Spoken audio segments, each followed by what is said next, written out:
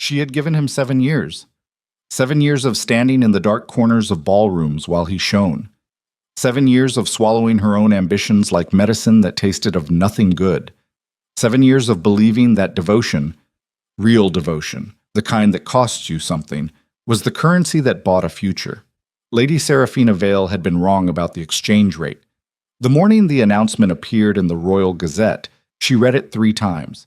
Not because the words were unclear, because some part of her brain refused to accept that a man could spend 7 years learning the exact weight of a woman's loyalty, then hand it to someone else like a coat he'd grown tired of wearing. Duke Adrian Blackthorne was to be married to Princess Isadora of Valdenmoor. The union, described in careful diplomatic prose, represented a significant strengthening of cross-border alliance and mutual prosperity. 7 years. And she hadn't even earned a conversation. Stay with it. Stay with Seraphina until the very end. What happens next will change everything you think you know about what a woman can survive and what she can become. The Vale family townhouse on Cresthaven Row had 17 rooms, and Seraphina had memorized the particular silence of each one. The parlor at the end of the east corridor held a silence that smelled faintly of dried lavender and old paper. The smell of her mother's reading hours, now years gone. The library carried a silence dense with the sound of arguments that had stopped mid-sentence. And her own bedroom, the one she'd slept in since she was 6 years old, held the precise silence of a woman who had just been informed that the future she had structured her entire self around no longer existed. She folded the Gazette with both hands, set it on the dressing table, looked at her own face in the mirror without particular feeling. The woman looking back was 28, which in the reckoning of Aldenmoor's aristocratic circles placed her somewhere between enviably young and dangerously past the age of effortless eligibility. Dark hair, gray eyes that people had described at various points in her life as striking, unsettling, and in one memorable instance from a particularly wine-loosened baroness, the color of a winter morning before the sun decides whether or not to bother. High cheekbones. A mouth that sat in a state of natural composure that some people mistook for coldness, and others, the ones worth knowing, eventually understood was simply the face of a woman who had learned not to broadcast everything she felt. 7 years, and now this. She thought of Adrian's hands first, not his face, not his voice. His hands, specifically, because that was what she had studied during the moments that mattered, the way they rested against a desk when he was working through a problem, the particular tension in his knuckles when a conversation was heading somewhere he didn't want it to go. She had learned to read him through his hands the way a physician reads a patient's pulse. Quickly. Accurately. Without sentimentality. And he had let her build that fluency. He had permitted her to become an expert in him, which was its own form of intimacy, its own kind of promise. You do not allow someone to study you that closely unless some part of you intends for them to stay. Or perhaps you do. Perhaps some people simply enjoyed being known without the inconvenience of being chosen. She stood up from the dressing table and walked to the window. Below, Cresthaven Row moved through its morning business without any awareness that the world had just been reorganized. A greengrocer's cart rattled past. 2 boys chased something small and fast along the gutter. A woman in a gray shawl paused at the corner, consulting a folded note, and then walked on. Seraphina watched them and felt the first clear thought arrive through the fog of the past hour. She was going to have to attend the Hartwell reception tonight, because she had already accepted the invitation 3 weeks ago, before the Gazette, before Princess Isadora of Valdenmoor had become a name Seraphina would now hear for the rest of her life. And because not attending would mean something. Not attending would mean that every person in that room would understand she had read the announcement and retreated, which was the same as bleeding in public, which was something she had decided at age 14 she would never do. She turned from the window and went to dress. The Hartwell reception occupied the first 3 floors of Lord Hartwell's Meridian Street residence, which had been built by his grandfather during a period of extraordinary family wealth and subsequently decorated by successive generations with the particular chaos of people who had money but no coherent aesthetic philosophy. The result was a house that felt simultaneously grand and bewildering, enormous oil portraits of ancestors who bore no resemblance to anyone currently alive jostling against silk wallpapers in 3 competing shades of green. Serafina arrived at 8:30 in a gown the color of deep water. Not black, which would have read as drama.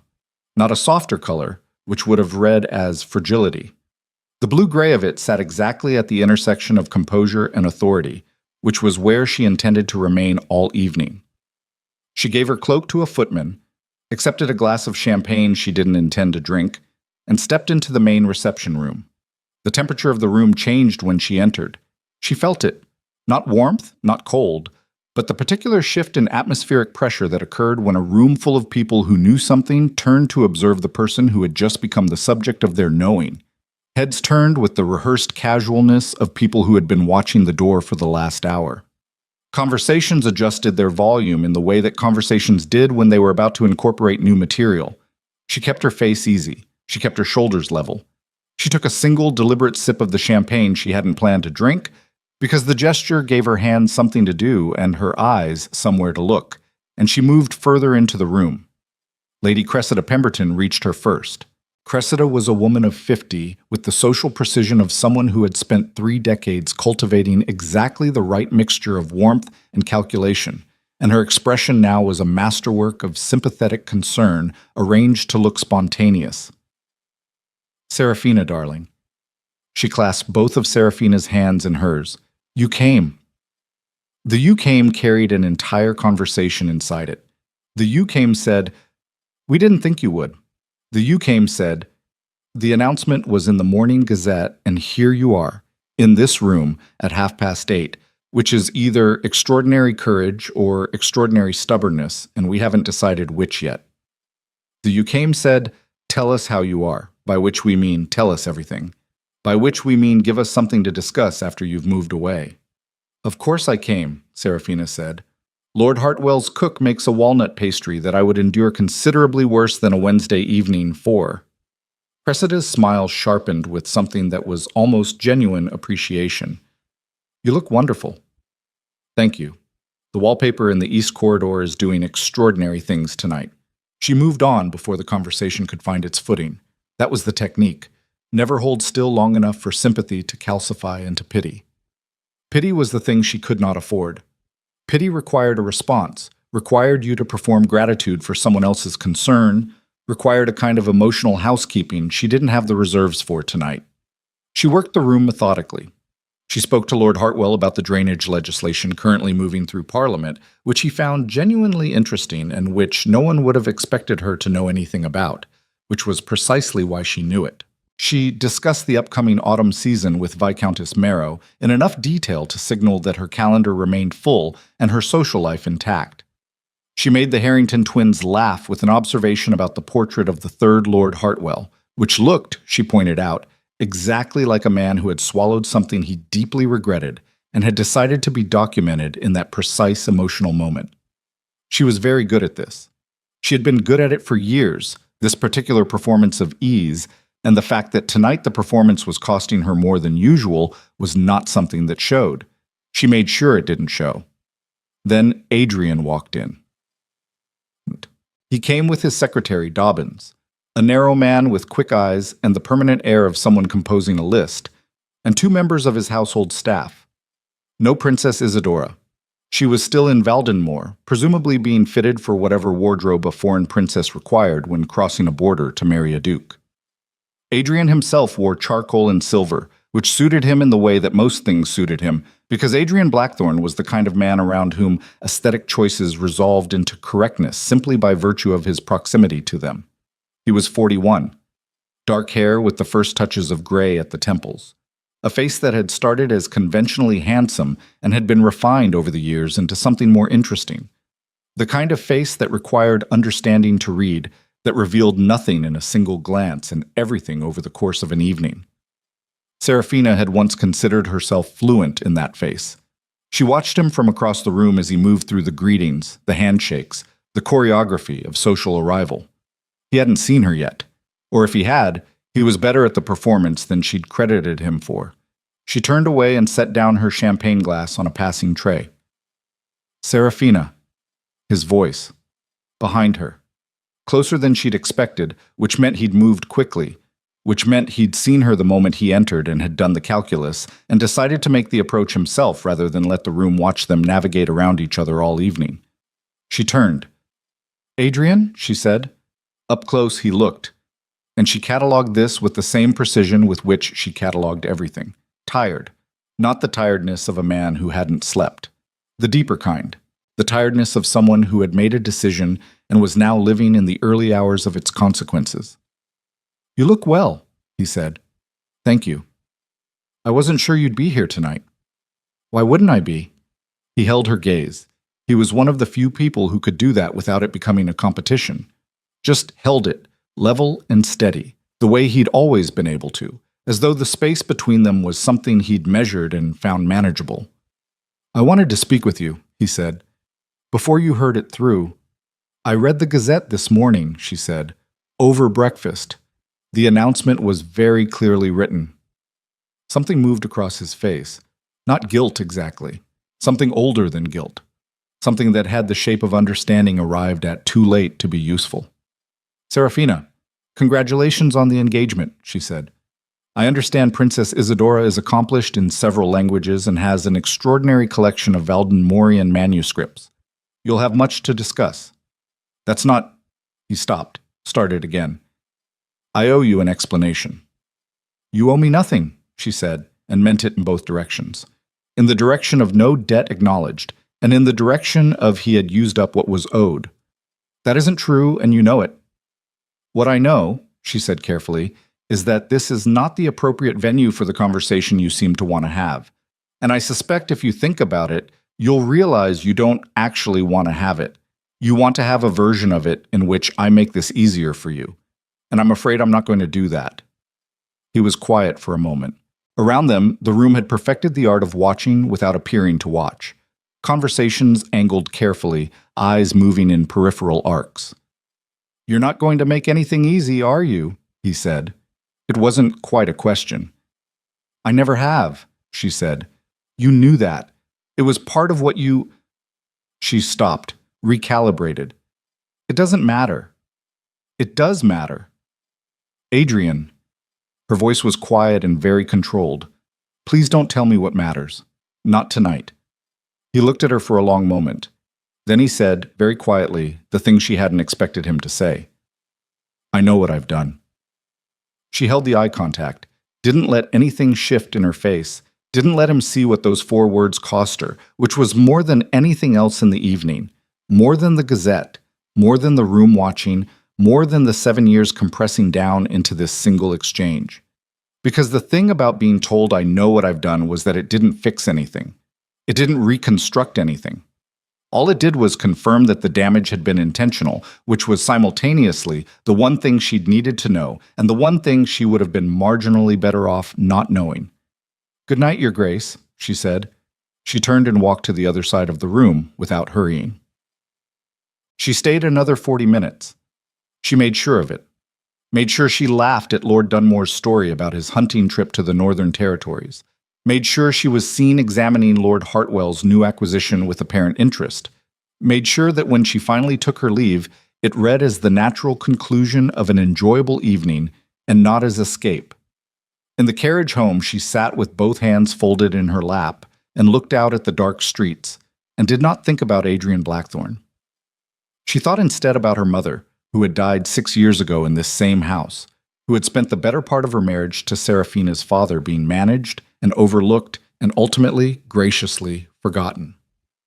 Her mother had been a woman of considerable intelligence and very little authorized outlet for it, and the combination had done something to her, not broken her, not exactly, but compressed her, the way pressure compressed a substance into something denser and less yielding, until in the end she had simply taken up very little space. Serafina had decided at 14 that she would not do that. She had spent 7 years learning the ways in which that decision was more complicated than it sounded. She let herself into the house, dismissed the footman, climbed the stairs to her room, and sat at the dressing table and looked at her own face again in the mirror, and this time allowed herself the thing she hadn't allowed all evening. She felt it, not for long, not with any particular ceremony, just long enough to acknowledge that 7 years was a real thing, that the loss of a possible future was a real loss, that she was not required to process it with the efficiency of a business transaction simply because performing that efficiency was what the room had required of her tonight. Then she stopped. She folded the feeling up and put it away somewhere internal, and she went to the window, and she looked out at the city, and she thought, what next? Not what next in the emotional reckoning. That would come in its own time, in small increments, in moments she couldn't predict and couldn't prepare for. What next in the practical sense? What next in the sense of she was 28, she was the daughter of a viscount, she had 7 years of social and political expertise acquired in service of a future that no longer existed. And this was the part she turned over and examined with genuine curiosity. She was entirely unencumbered. For the first time in 7 years, she had nothing she was obligated to protect. No relationship whose stability required her constant management. No set of alliances that had been built for someone else's benefit. No emotional territory that wasn't entirely her own. It was a strange feeling, cleaner than she'd expected. She didn't sleep for a long time, but when she finally did, she didn't dream about Adrian. 2 weeks passed. She did not attend functions where Adrian was known to be present, not because she was hiding from him, but because the social geography of grief, she would allow herself that word, privately, required a period of renegotiation before the old territories became navigable again. She understood this about herself with clinical precision. She attended a lecture series on constitutional reform at the Meridian Institute. She began corresponding with Lady Forthright about a charitable trust for the education of girls from working households, something she had been meaning to do for 2 years and had never found the time for. She rode in Hyde Green Park most mornings at 7, before the more fashionable hour, because she had always preferred the park before it filled with people who wanted to be seen riding in it. She was, she told herself, rebuilding. She was, she told herself, moving forward, which was the only direction anyone could actually move. What she did not tell herself was that she was also quietly, methodically furious, that the fury lived inside her like a low-grade fire, not consuming, not irrational, just present, a constant, even heat. She had been useful to Adrian. She had been genuinely useful. Not decoratively, not in the manner of a well-placed ornament who reflected credit onto its owner, but substantively, in the ways that actually mattered to a man with his level of political exposure. The Dunbar affair 3 years ago, when a faction of the Merchant Guild had been quietly moving to challenge the Blackthorn grain contracts, Serafina had identified the coordinating mechanism before Adrian's own advisors had understood a challenge was underway. The season before that, when Lord Cavendish had been positioning his eldest daughter as a rival social asset, Serafina had neutralized it with a finesse that Adrian had later described privately as almost frightening. She had been, in the functional vocabulary of the aristocratic world, an asset of extraordinary quality. And he had traded her for a foreign title and a set of political alliances that anyone paying attention could see were already beginning to show structural instability. Valdenmore's position in the Eastern trade agreements was more complicated than the official announcement suggested. Serafina had sources, old friends of her mother's who had married into diplomatic families, and what she was hearing about the Valdenmore situation didn't read like the stable foundation the engagement announcement implied. Adrian didn't know that, or if he did, he had decided the risk was acceptable, which was another data point in the emerging picture of a man who had looked at what he had and consistently valued what he didn't have more highly. She was thinking about this one morning in the park, walking the mare through the quiet section near the eastern ornamental lake, when a voice spoke from the path ahead. "Lady Vale." She looked up. Crown Prince Lucian Ashford was sitting on a gray horse with the relaxed posture of someone who had been riding before he could walk, which, given that his father was King Aldrich and his childhood had been conducted largely between a palace and a series of royal hunting estates, was probably accurate. He was 34, with the particular quality of stillness that some people arrived at through training and others simply were born carrying. Brown hair. Eyes that were a specific shade of amber green that people wrote about in slightly overwrought terms in the social pages, though Serafina had always found the commentary more interesting for what it revealed about the writers than about the eyes themselves. He was not accompanied by his usual military escort, which was unusual. There were 2 plainclothed attendants at a discreet distance, enough to satisfy the requirements of his security obligations without announcing his presence to anyone who wasn't looking carefully. "Your Royal Highness," she said, and brought the mayor to a halt. "I've interrupted your thoughts," he said. "I apologize. You had the expression of someone doing serious internal work, and I've gone and broken the whole thing." She found herself caught slightly off guard by the directness of it, the casual accuracy of it. "I was thinking about trade agreements," she said. Which was true. One eyebrow moved. At 7 in the morning. The morning is when the thinking is cleanest. He regarded her for a moment with the same level, unhurried attention she'd observed him using in the 3 or 4 social contexts in which they'd previously occupied the same room, always at the edge, always looking for the thing beneath the surface of whatever was being presented.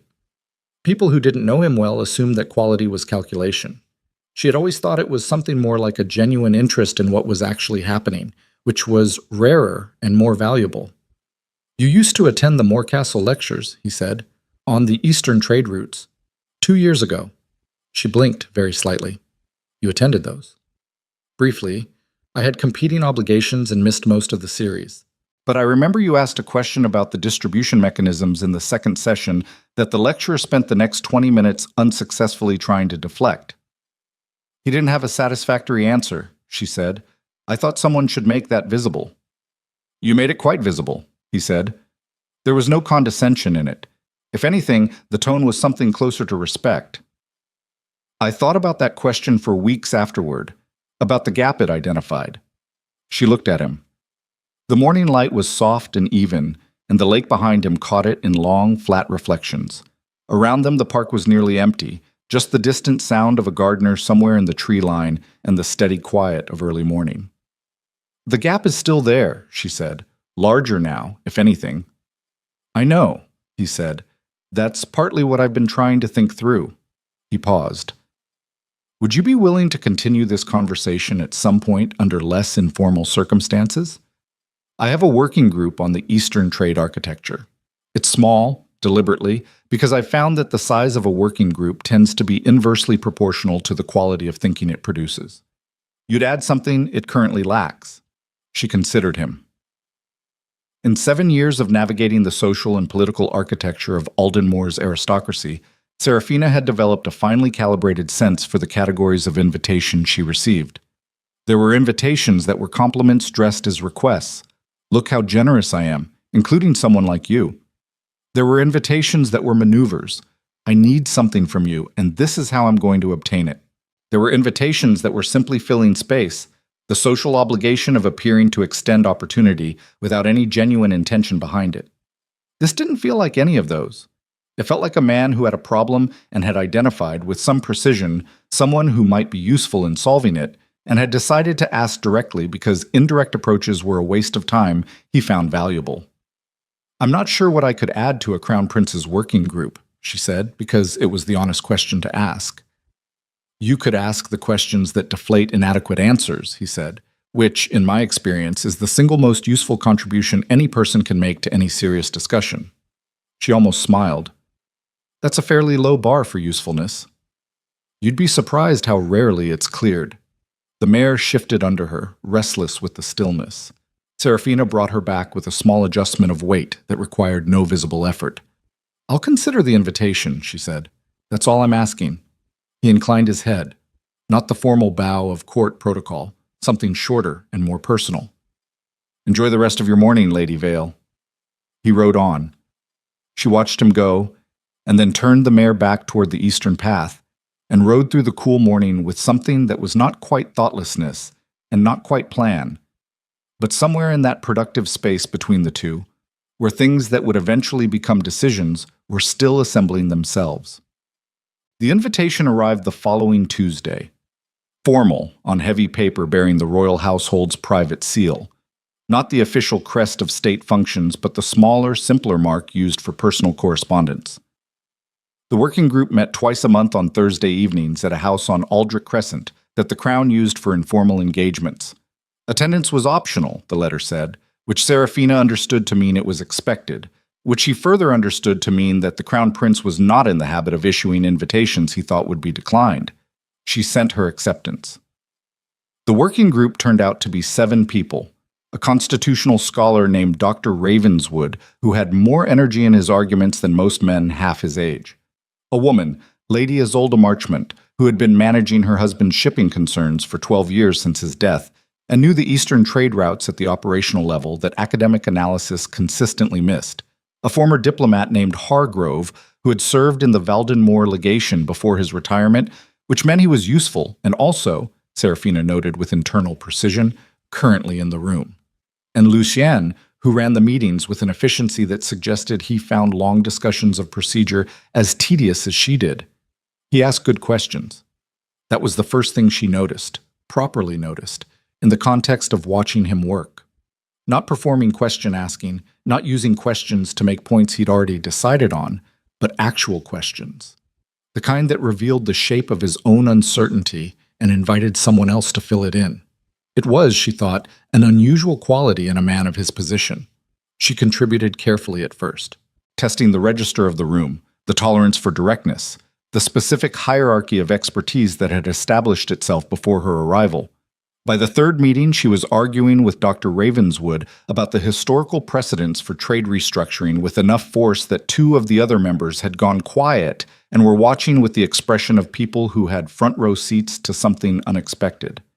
After that meeting, as the group dispersed and the attendants began returning the room to its ordinary configuration, Lucien came to stand beside her at the window where she'd retreated with the last of her tea. Ravenswood will spend the entire next 2 weeks reconsidering his position, he said. I can already tell. His position has a flaw in the primary assumption, she said. It's cleanest to identify it early. I agree completely. He looked out at the dark street below. I'm glad you came to the park that morning. She looked at him sideways. You were already there. I don't think I can take credit for the venue. You could have kept writing, he said. Most people would have. The Crown Prince is not an easy person to have an accidental conversation with. I found it manageable, she said. Something in his expression shifted. Not amusement exactly, but something adjacent to it, something warm and understated.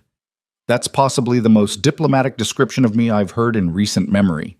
She almost said something then, almost said, you're easier than most people think you are. But it was too early for that kind of directness, and she was still calibrating, still understanding what this was and what it wasn't and what it might eventually become. Good night, Your Royal Highness, she said instead. Good night, Lady Vale. She walked home through the cool autumn evening and thought about trade routes and the gap in Dr. Ravenswood's primary assumption and the specific quality of stillness that some people were simply born carrying. She did not think about Adrian, or she tried not to, which was different, but was at least a kind of direction. The letter from Adrian arrived on a Wednesday evening in the 4th week after the Gazette announcement. She recognized his handwriting on the envelope before she turned it over. 7 years of reading his correspondence, notes passed across card tables, letters sent during the season he'd spent in the Northern Territories overseeing his estate's winter affairs, the brief formal acknowledgments that had carried their own specific language beneath the official language. She knew the particular elongation of his capital letters, the way he pressed harder on downstrokes when the content cost him something to write. This one pressed hard on the downstrokes. She set it on her writing desk and did not open it that evening. She opened it the next morning over coffee in the clear light of day, because if she was going to let his handwriting into her mind, she would do it when she was clear-headed and caffeinated and capable of receiving it with appropriate distance. He had written, I need to speak with you, not in a social setting, properly. I know I've forfeited the right to ask this. I'm asking anyway. There are things I should have said before the announcement that I did not say, and I find that their weight is not diminishing with time.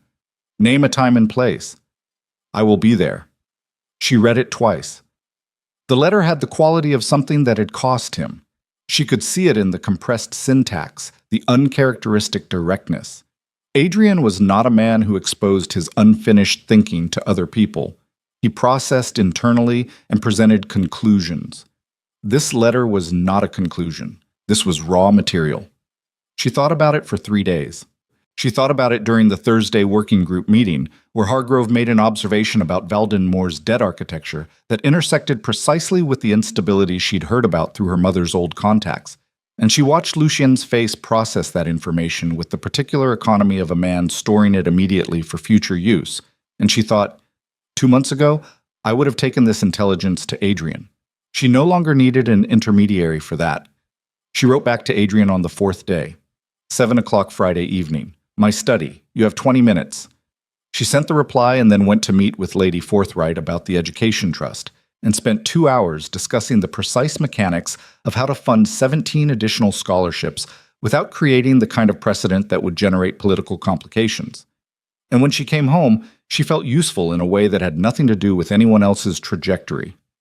Friday arrived. He came at precisely 7, which meant he'd probably been outside for several minutes beforehand, because Adrian was constitutionally early and had trained himself over years of political meetings to arrive at the stated time rather than the time that revealed he'd been anxious. She knew this because she had learned all his adaptations, the way you learned the particular grammar of a language you'd spent years immersed in. The footman showed him to the study, and she poured nothing for either of them and gestured to the chair across from her writing desk, because she was not going to have this conversation in a seating arrangement that implied comfort. He sat. He looked at her. The overhead light was direct and a little cold, and it showed everything the evening at the Hartwell reception had softened, the specific quality of the tiredness, which had not diminished in 4 weeks. Thank you for seeing me, he said. You have 20 minutes, she said. Use them. He was quiet for a moment, not the quiet of gathering an argument, the quiet of someone confronting the distance between what they'd planned to say and what the room was actually requiring. I chose this engagement, he said, for reasons that I could explain to you in terms that would sound rational, and they would be rational technically. Valdenmoor represents a significant alignment at a critical moment in the Eastern border negotiations, and Isidore's family has connections to the Reform Caucus in the Eastern Senate that would take me a decade to build independently, and if I'm going to have any real influence over what happens in the next legislative cycle I needed. He stopped. None of that is what I came to say. Then say what you came to say, she said. I knew what I was doing, he said, when I made the decision. I knew exactly what I was setting aside, and I told myself that it was the necessary calculation, and I told myself that you were another stop. I told myself that you were capable of handling it, which is true, which is also one of the coldest things I have ever thought about another person. The room was very quiet. I don't want your apology, she said. I know. I don't want your accounting of your reasoning. I know that too. He leaned forward slightly. What I want, what I came here to ask, is whether there is any version of this in which we don't lose each other entirely. Not romantically, not the way things were. I understand that's gone. But he seemed to reach for something and not quite find it. I understand what you are, what you're actually capable of, and I think I have spent 7 years benefiting from that without ever making it visible to you, and I don't know how to... Stop, she said. He stopped. You want to renegotiate the terms, she said, now that the original contract has expired. You want to see if something salvageable remains. Yes, he said after a moment. That's exactly what I want. She looked at him. 7 years of fluency in that face, and she could read it clearly in this light, could see the specific combination of calculation and something rawer behind it. The thing he wouldn't name because naming it would cost him the last bit of advantage he was trying to retain in this conversation. She had an answer. She knew the answer. But before she could deliver it, her footman appeared at the door, and his expression was the specific expression of a footman who had been instructed to interrupt only in extraordinary circumstances, which meant this was extraordinary. My lady, he said, I apologize. There is a man at the rear entrance. He's asking for you by name specifically, and he says, the footman paused. He says to tell you that the Thornfield matter has begun. He said you would understand. Serafina went very still. The Thornfield matter. It was a name she'd last heard spoken 8 months ago, in a conversation she'd thought was hypothetical. A name attached to something she'd been gathering quietly for months. Evidence of a coordinated effort at the highest levels of the kingdom's political structure to undermine the line of royal succession, evidence she had brought to exactly 2 people, neither of whom was currently in this room. The evidence that, in the hands of the wrong people, could destabilize everything. She stood up. You need to leave, she said to Adrian. Serafina. Now, she said. and the word came out with a quality she rarely allowed herself to use. The quality that said, "This is not a request, this is not part of a conversation, this is a door, and it is closing." Through the front, don't speak to anyone. He stood, reading her face with the fluency she'd given him. What's happening? She was already moving to the door. Go home, Adrian. Don't speak to anyone about having been here. She went to the rear entrance, and the man waiting for her in the cold service corridor, with rain on his coat and fear in his eyes, handed her a document that made her stomach drop with the clean, sickening clarity of a stone hitting water. It was her own handwriting, her notes, her evidence, the exact record of what she'd discovered and when and who she'd told. And at the bottom, in red ink, in a hand she did not recognize, "We know what you have. Come forward with it, and we will ensure the Crown Prince's name appears in every document you've been protecting him from. Destroy it, and you're safe. You have 3 days." She stood in the cold corridor and held the document and looked at the man who had delivered it, and she thought, someone inside the trust has turned. And she thought, whoever sent this doesn't yet understand the specific nature of the woman they've just threatened. She folded the document. "Thank you," she said very calmly to the terrified man in front of her. And then she went back inside to figure out exactly how she was going to burn them all down. The man's name was Perrin. He was a clerk, had been a clerk, past tense now in the way that mattered, in the office of Lord Chamberlain Westcott, which was how he had access to the kind of documents that should have been beyond a clerk's reach, and which was also, Serafina understood within 30 seconds of looking at his face, precisely why someone had used him to deliver this particular message rather than sending anyone of consequence. Perrin was expendable. The message was the point. Perrin was just the paper it arrived on. "How long have you known about what I was gathering?" she asked him. He was shaking, not the theatrical shaking of someone performing fear, the specific fine tremor of a person whose body had been running on adrenaline for hours and had now arrived somewhere warm and still and had started the process of accounting for it. 3 weeks, he said. Maybe 4. They didn't tell me everything. They told me what to carry. Who gave you the document? A man I don't know. Outside Westcott's building, Tuesday morning. He knew my name. He knew... Perrin stopped, swallowed. He knew about my brother's debts. He said if I brought this to you tonight, the debts would be handled. If I didn't... You don't need to finish that, she said. I understand the structure. She did understand it. The structure was clean, actually, in a ruthless way. Find the person with the most accessible vulnerability, apply the appropriate pressure, use them as the delivery mechanism, and insulate everyone who mattered behind layers of deniability. Whoever had sent this had done it before. This was not improvised. She looked at Perrin. He was 23, maybe 24. The kind of young that still believed the systems around him were more stable than they were. Go home, she said. Don't speak to anyone about tonight. Not your brother, not your landlady, no one. If anyone asks where you were, you spent the evening at the Anchor on Fitch Street. What are you going to... Go home, Perrin. He went. She stood in the corridor alone for exactly 60 seconds. She gave herself that. 60 seconds to feel the specific gravity of what she was holding, the weight of it, the way it altered the geometry of everything she'd been building over the past 4 weeks. Then she moved. The document went into the false bottom of the walnut writing box her mother had left her.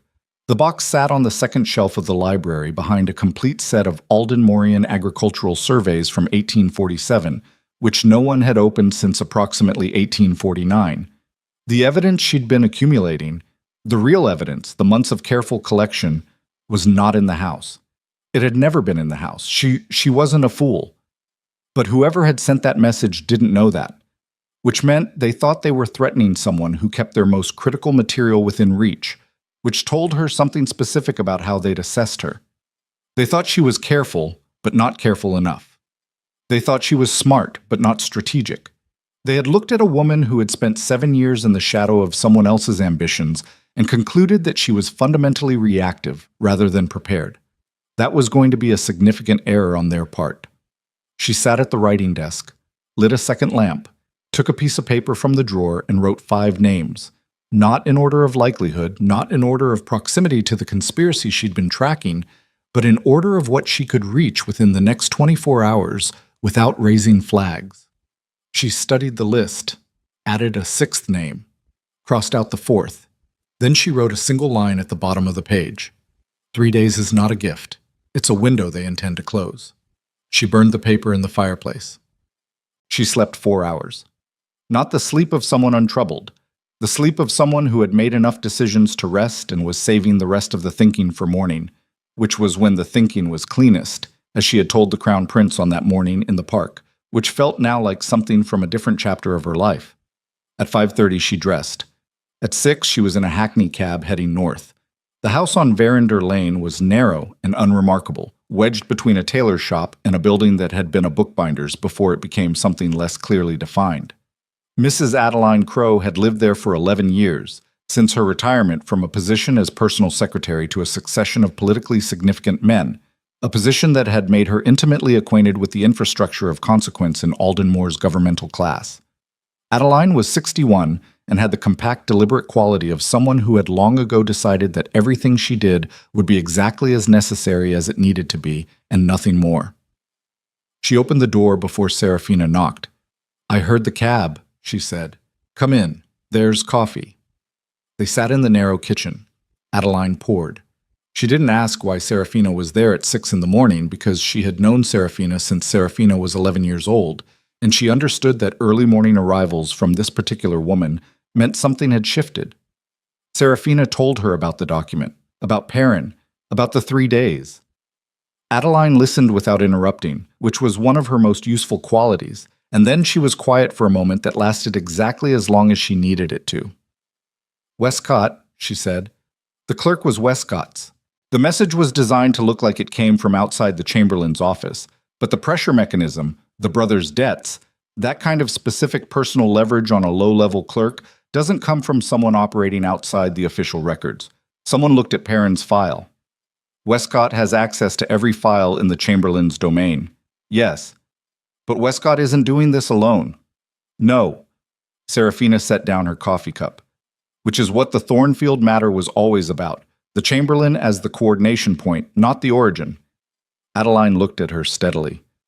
"You've been pointing at the Duke of Thornfield for 4 months. The evidence points at him. I've been following the evidence. The Duke of Thornfield has been a fixture of the royal court for 30 years. He was advisor to the king's father. He has more embedded relationships in this government than almost anyone alive." "I know.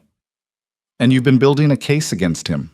Adeline's voice held no judgment, just the precise, careful quality of someone laying out the dimensions of a problem.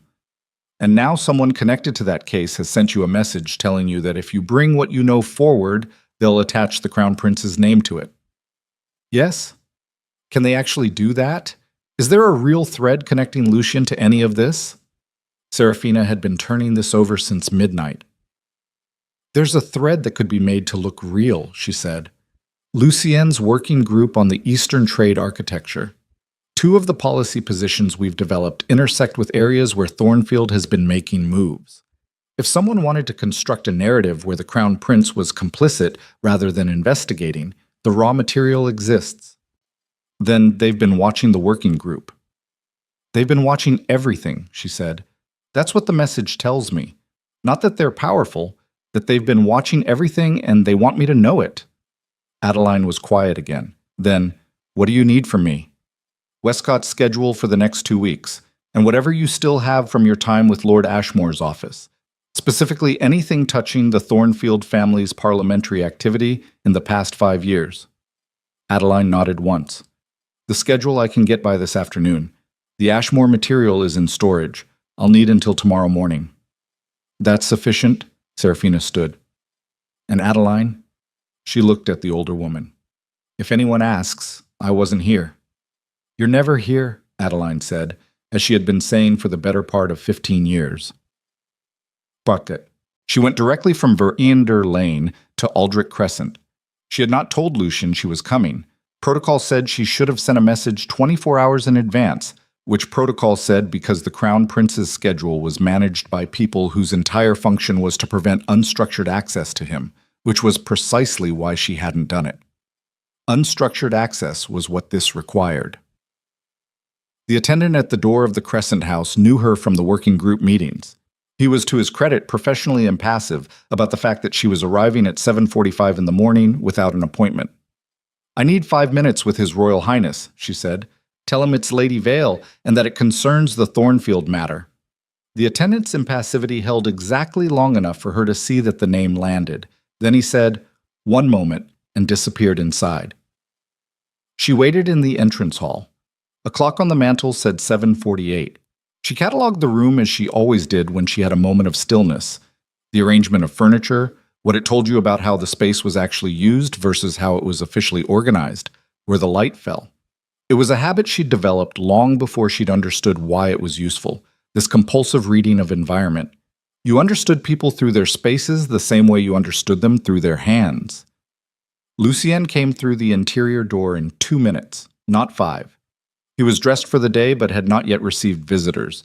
His expression had the quality of someone who had been in the middle of something internal when interrupted.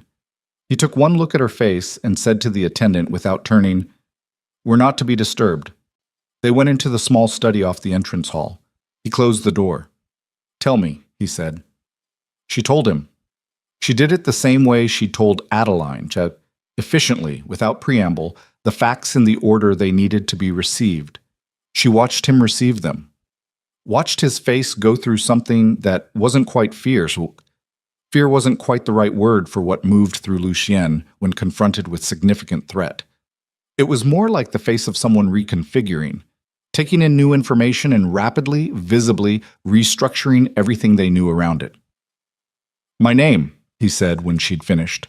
"Specifically, they named you specifically in the threat, which means they've been monitoring the working group." "That's what I believe." He was quiet for a moment.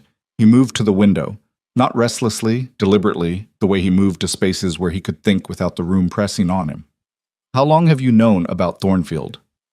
"Concretely 4 months. The earlier threads, longer." He turned. "You didn't bring this to me before now." "I didn't have sufficient evidence to present to you before now. What I had was directional. What I'm building is a case, and a case without adequate evidence isn't protection, it's exposure." He studied her for a moment with those amber-green eyes that people described in overwrought terms in the social pages, and she held the eye contact because she was not going to look away from this conversation. "You were protecting me," he said. Not accusatory, not surprised. Just the specific quality of a man who has identified a thing clearly and is naming it. "I was building a case," she repeated. "You were also protecting me." She didn't confirm it. She didn't deny it. "The more pressing question," she said, "is what this message tells us about their timeline." The question redirected him, which was what she'd intended. He turned back to the window. 3 days is not the actual deadline. "No, 3 days is when they expect me to make a visible move, either to come forward, which triggers their defensive action, or to destroy the evidence, which is what they actually want. What they're trying to avoid is silence. Because silence means you're doing something they can't predict." "Yes." He was quiet for a long moment. She could hear the clock from the entrance hall through the closed door, the steady pulse of it in the silence. "What do you need from me?" he said. It was the same question Adeline had asked, using approximately the same inflection. The specific register of someone removing their own preferences from the equation and putting themselves in service of what was actually required. She had not expected it to feel the way it felt, hearing that question for the second time in one morning. The first time it had felt like resource access, which it was.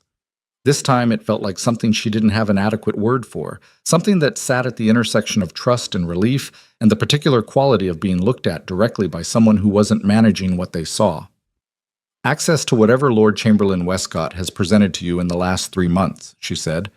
"Official briefings, informal communications, any documentation that passed through his office to yours. I need to understand what they think you know versus what you actually know. That I can provide." He paused. "And the evidence you've been building, where is it?" "Safe," she said. "Not here and not at my house. It doesn't need to be here for what comes next." "What does come next?" She looked at him. "They've given me 3 days," she said. "I intend to use all of them. What I'll do with the end of the third one will depend on what I find between now and then." He held her gaze for a long moment. You came here this morning, he said, before anyone else, before Adrian. The way he said it wasn't possessive, it was an observation, the kind of observation that meant he'd already understood something about the shape of things and was choosing to name it quietly rather than leaving it unnamed in the space between them. She didn't look away. You needed to know immediately, she said, and you weren't going to make it difficult. And Adrian would have? Adrian, she said, would have wanted to be useful in the way that would give him the most information about what I was doing. That's not criticism, it's simply not what this morning required. Lucien held her gaze inside it. Something shifted in his expression. Not warmth exactly, not yet, but the specific quality of a man who has looked at a woman clearly and understood that she has looked back at him with the same precision and has chosen, with full information, to be here. Serafina, he said. It was the first time he'd used her name without the title. She felt it. She didn't let herself feel it fully. Not here, not now, but she felt the edge of it. The third day, she said steadily, I'll have enough by then to bring this to the council, but I need to know that when I do, you'll stand behind it without conditions. I've never put conditions on the truth, he said. Good, she said, because what I'm going to show them is going to make a great many powerful people extremely uncomfortable, and comfortable men don't acquit themselves well under that kind of pressure. She turned to leave. His voice caught her at the door. Be careful, he said. She paused. She did not turn back around because if she had, she would have been seen with whatever was in her face just then, and it was too early for that. I'm always careful, she said to the door. I know, he said. That's why I'm asking you to be something more than careful. She walked out into the morning. The sun had climbed. Aldrich Crescent held its usual composition of early traffic and unhurried pigeons, and the particular quality of light that hit white stonework at this hour and turned it into something almost warm. She walked 3 blocks before she let herself think about the way he had said her name. Then she stopped thinking about it and went to work. Tuck. The second day passed in a state of controlled excavation. She moved through the city methodically. Adeline in the morning with the Ashmore files, which contained exactly what she'd suspected and which fit against what she already had with the sickening precision of 2 pieces of a broken plate rejoining. A former parliamentary recorder named Gethwick in the afternoon, who had served during a pivotal session 8 years ago when Thornfield had maneuvered a specific succession amendment through a committee that should never have passed it. Gethwick was elderly and careful and had never spoken to anyone about what he remembered. But he spoke to her eventually because she asked the right questions and waited with the patience of someone who had learned that people needed to arrive at their own willingness. By the time she reached home on the evening of the second day, she had something that was no longer merely directional. It was a case. Not complete, not the kind of thing that would survive the pressure of a full royal council without additional support, but the architecture was there, and the architecture was solid. She sat with it in her study. The fire had burned down to low coals. Outside, the street was quiet in the specific way of late-evening Alden Moor. Carriages thinning, gas lamps holding their steady geometry, the occasional sound of footsteps on stone. She heard the knock at precisely 9. Not the front door. The side entrance, off the garden. The knock that wasn't a servant's knock. She was very still for a moment.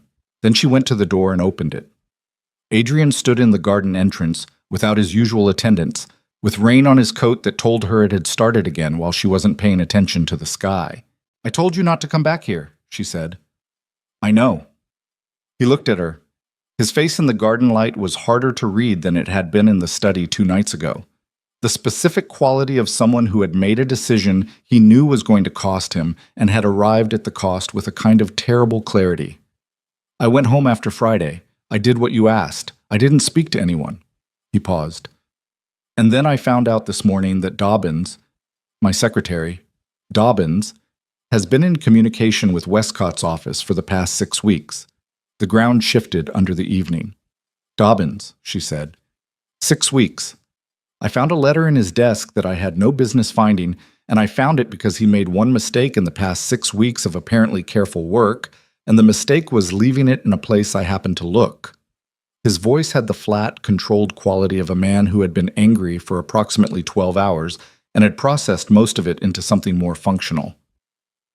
He's been passing information about my schedule, my meetings, my communications to Westcott's office. What kind of information? Enough. He looked at her.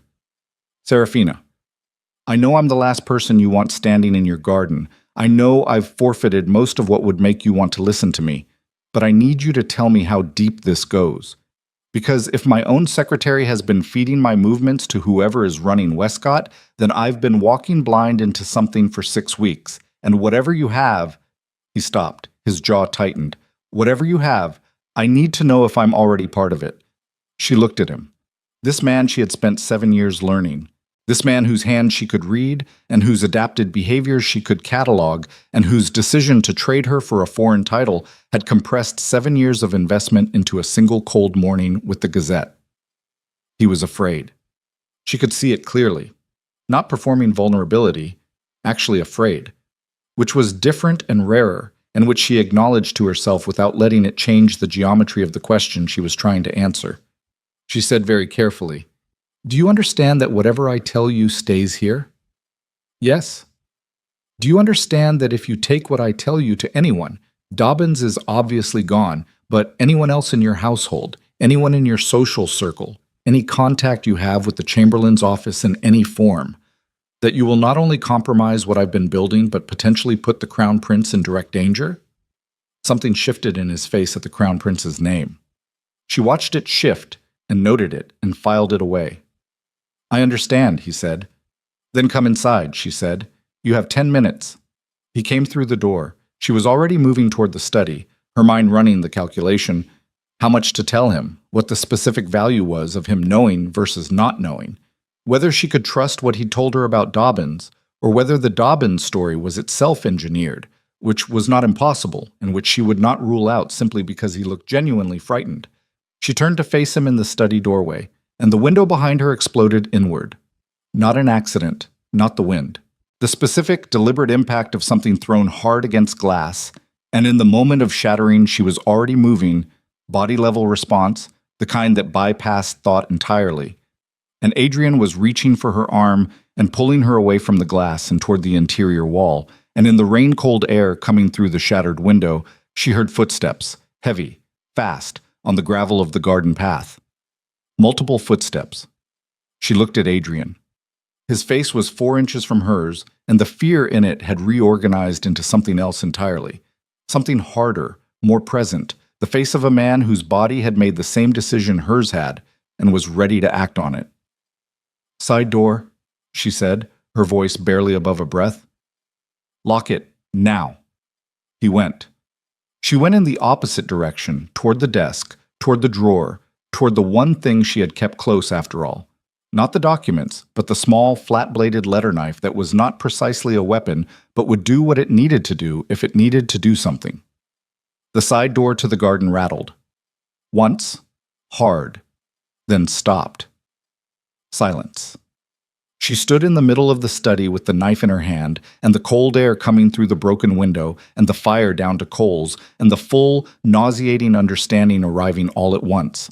The 3 days had just ended early, and whoever was outside that door had come because they already knew she wasn't going to destroy the evidence, which meant they'd decided to destroy her instead. The silence after the rattling lasted 4 seconds. Serafina counted them. 4 seconds was long enough to understand that whatever was outside had stopped moving, which was worse than if it had kept moving, because things that stopped moving were things that were listening. Things that were listening were things that knew how to be patient, which meant they had done this before, which meant she was not dealing with someone improvising under pressure. She was dealing with professionals. Adrian came back from the side door. His face had the color of a man who had received a significant physical shock and was metabolizing it through sheer force of will. He looked at the knife in her hand and said nothing about it. "How many?" he said. "I counted 2 sets of footsteps. Could be 3. The front of the house. My footman sleeps in the east room. He won't have heard the window." She was already moving, already doing the mathematics. The house had 3 exits she would use and 2 she wouldn't. The garden wall was 6 feet, and she knew every handhold in it from years of childhood experiments. The alley behind the wall opened onto Creswick Lane, which connected to the main thoroughfare in under a minute at a walking pace and under 30 seconds if she ran. Serafina, Adrian's voice.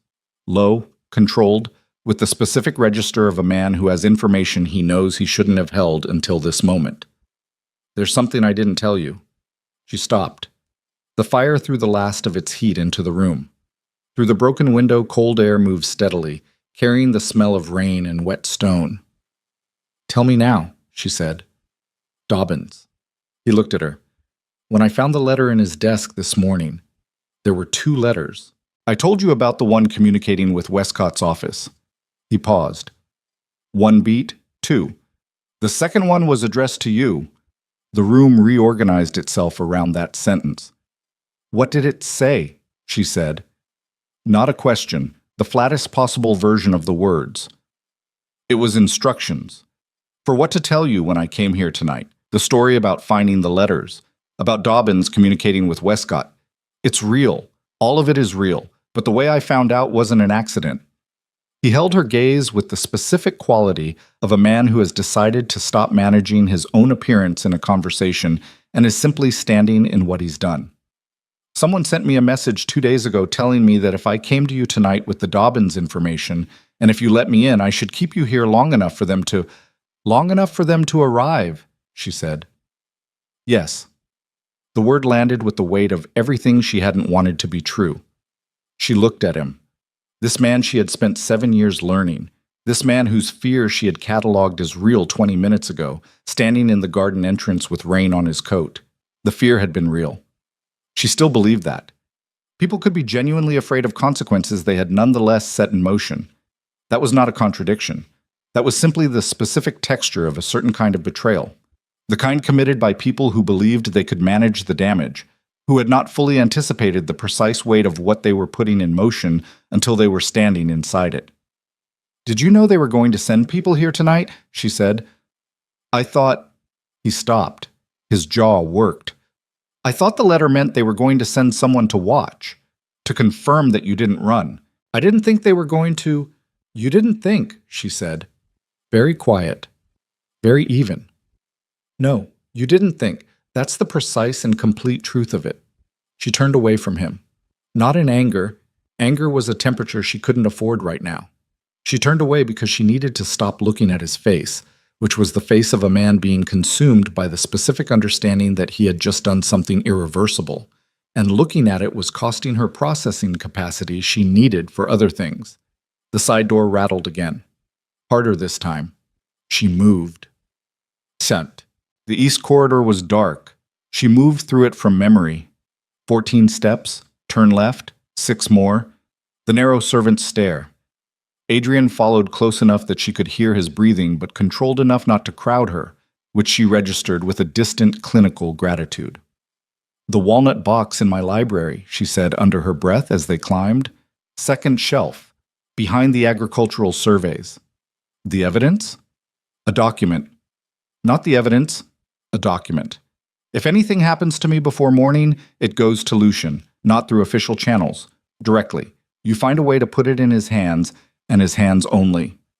Adrian grabbed her arm in the dark of the stairwell. His grip was tight. Nothing is going to happen to you. Let go of my arm, she said. He let go. They came out on the second-floor landing. The window at the end of the corridor looked down into the front street. She crossed to it and looked out. A carriage. Stopped, dark, no livery she could identify. One figure on the street, positioned with the deliberate casualness of someone who had been instructed to look like they were not waiting. Front exit, then, was closed. Garden wall, she said. The ivy section on the east face. There are holds at the third stone from the left at the base, again at chest height, and at the top. Can you clear a 6-foot wall? Yes. Then follow me down. Don't speak until we're on the other side. She had her hand on the door at the end of the corridor when she heard it. Not from outside. From inside the house. From below. The specific sound of the study door, which she knew every sound this house made, had catalogued them the way she catalogued everything, being opened from the inside. She went absolutely still. From below, footsteps. Measured. Unhurried. The footsteps of someone who had already cleared the room they were entering and was moving through familiar territory. The side door. They had come through the side door she had told Adrian to lock, which Adrian had gone to lock, and which had still rattled a second time, which meant it had not been fully latched, which meant he had not completed the lock before coming back to tell her about Dobbins. One mistake, one 30-second gap between decision and execution. That was all it had taken. She turned back from the corridor door, looked at Adrian. His face in the dark said he'd heard it too, and what was in his face now was past the managed zone entirely. It was the raw face of a man who understood that he had made an error with a specific and immediate human cost, and was confronting that understanding in real time. She pointed up. The attic stair. They went. Mbop. The attic was cold and smelled of old wood and years. Serafina moved through it without a lamp, navigating by the thin gray light that came through the single ventilation panel in the east face. Boxes, trunks, the particular graveyard of objects that accumulated in a family house across generations. Her mother's writing table with the broken leg, hat boxes from a fashion era 20 years past. Her father's hunting equipment still oiled and strapped and pointing at a future that had not arrived. She went to the ventilation panel. It was hinged. She had known that since she was 11. Below, the footsteps had reached the first-floor landing. She unlatched the panel. Cold air hit her face. Below the panel, the roof of the garden conservatory. Sloped, glass-paned, too fragile to support weight directly, but with a stone gutter rail along the outer edge that was structurally sound. She had tested it once, at 12, for reasons she had not adequately explained to her mother afterward. The gutter rail, she said. Step on the frame, not the glass. The rail connects to the east wall of the conservatory, which gives you the wall itself, which is stone and solid. From the wall to the garden, from the garden to the east face. The same ivy route I described. Adrian looked at the opening, looked at her. You go first. I go second. Move. He went through the panel with the particular gracelessness of a large man navigating an opening designed for someone considerably smaller, and for one nauseating moment she thought the glass was going to go anyway. But he found the rail and the weight distributed and held, and then she was through and behind him and pulling the panel closed. The cold was complete out here, rain smell and the sound of the city at a distance, and below them the garden dark and quiet. They moved along the gutter rail. She was more methodical than Adrian, placing each step with the patience she had learned at 12 when there had been no particular consequence, and was applying now when there was every possible consequence. The rain had made the stones slick. She compensated by slowing further and gripping harder and not looking at the drop. They reached the east wall. She went up the ivy first, the hold she knew, third stone, chest height, the top, and came over onto the garden path in the dark, and turned and watched Adrian's hands find each hold without instruction and pull himself up with more competence than the study had made her expect. He came over the wall. They were in the alley. She ran. He ran beside her. Neither of them spoke. Creswick Lane appeared in 30 seconds, the thoroughfare in 30 more, and she moved into the flow of late evening foot traffic and slowed immediately to a walk, pulling him with her, because running on a main street was visible, and visible was finished. They walked for 2 blocks. Then she turned into a doorway. A printer's shop, closed, the doorway deep enough to hold them both, and stopped. She breathed. One full breath, controlled, from the bottom of the lungs. Let herself feel the shaking in her hands, and then moved it somewhere internal and closed a door on it. We have perhaps an hour, she said, before they've confirmed we're not in the house and have started looking at the surrounding area. Your carriage cannot come to any address I'm going to tell you. Do you understand that? Yes. Is there anyone in your household staff whose loyalty you would stake your life on tonight? Not historically. Tonight, given what you now know about Dobbins. He thought for exactly 3 seconds. Harrow, my head groom. He's been with my family since before I was born, and he has no connection to my social or political life. Can you reach him without going through anyone else in the household? Yes. He lives above the stables. Separate entrance. Then here's what you're going to do, she said. She gave him the address. Not Adeline's, not anywhere she'd been in the past 48 hours. A house on Fenwick Street that belonged to a woman named Mrs. Carver, who had been her mother's oldest friend and who had never, in 60 years of living in this city, been connected to anyone of political significance. You go to Harrow. You come to Fenwick Street with nothing official, nothing that carries your name. You knock twice, pause, once. If Mrs. Carver answers, say you're there for the Whitmore collection. She'll let you in. And you? I have somewhere to be first. Serafina, I am not having this conversation in a doorway, she said. Go. She looked at him. He looked back at her, and in the thin light falling from the street, she could see the specific quality of what was in his face. Not guilt exactly, past guilt now, something that had been refined by the last 90 minutes into a harder material.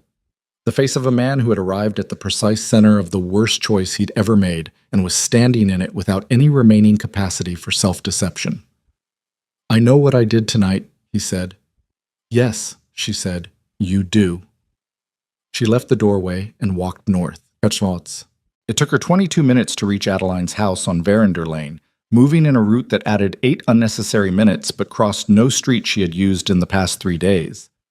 She knocked. Adeline opened the door with the expression of someone who had not been asleep, which told her something. How long ago did you know? Serafina said, stepping inside. Adeline was quiet for a moment, 1 moment exactly.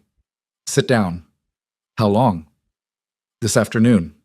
Adeline moved toward the kitchen with the deliberate pace of someone who had decided that a conversation of this weight required heat and proper lighting. A man came to the back entrance. He had a message he said was intended for you, to be delivered through me.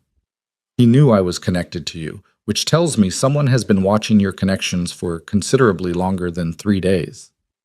What was the message? Adeline set the kettle on, turned. That the Thornfield evidence had already been copied.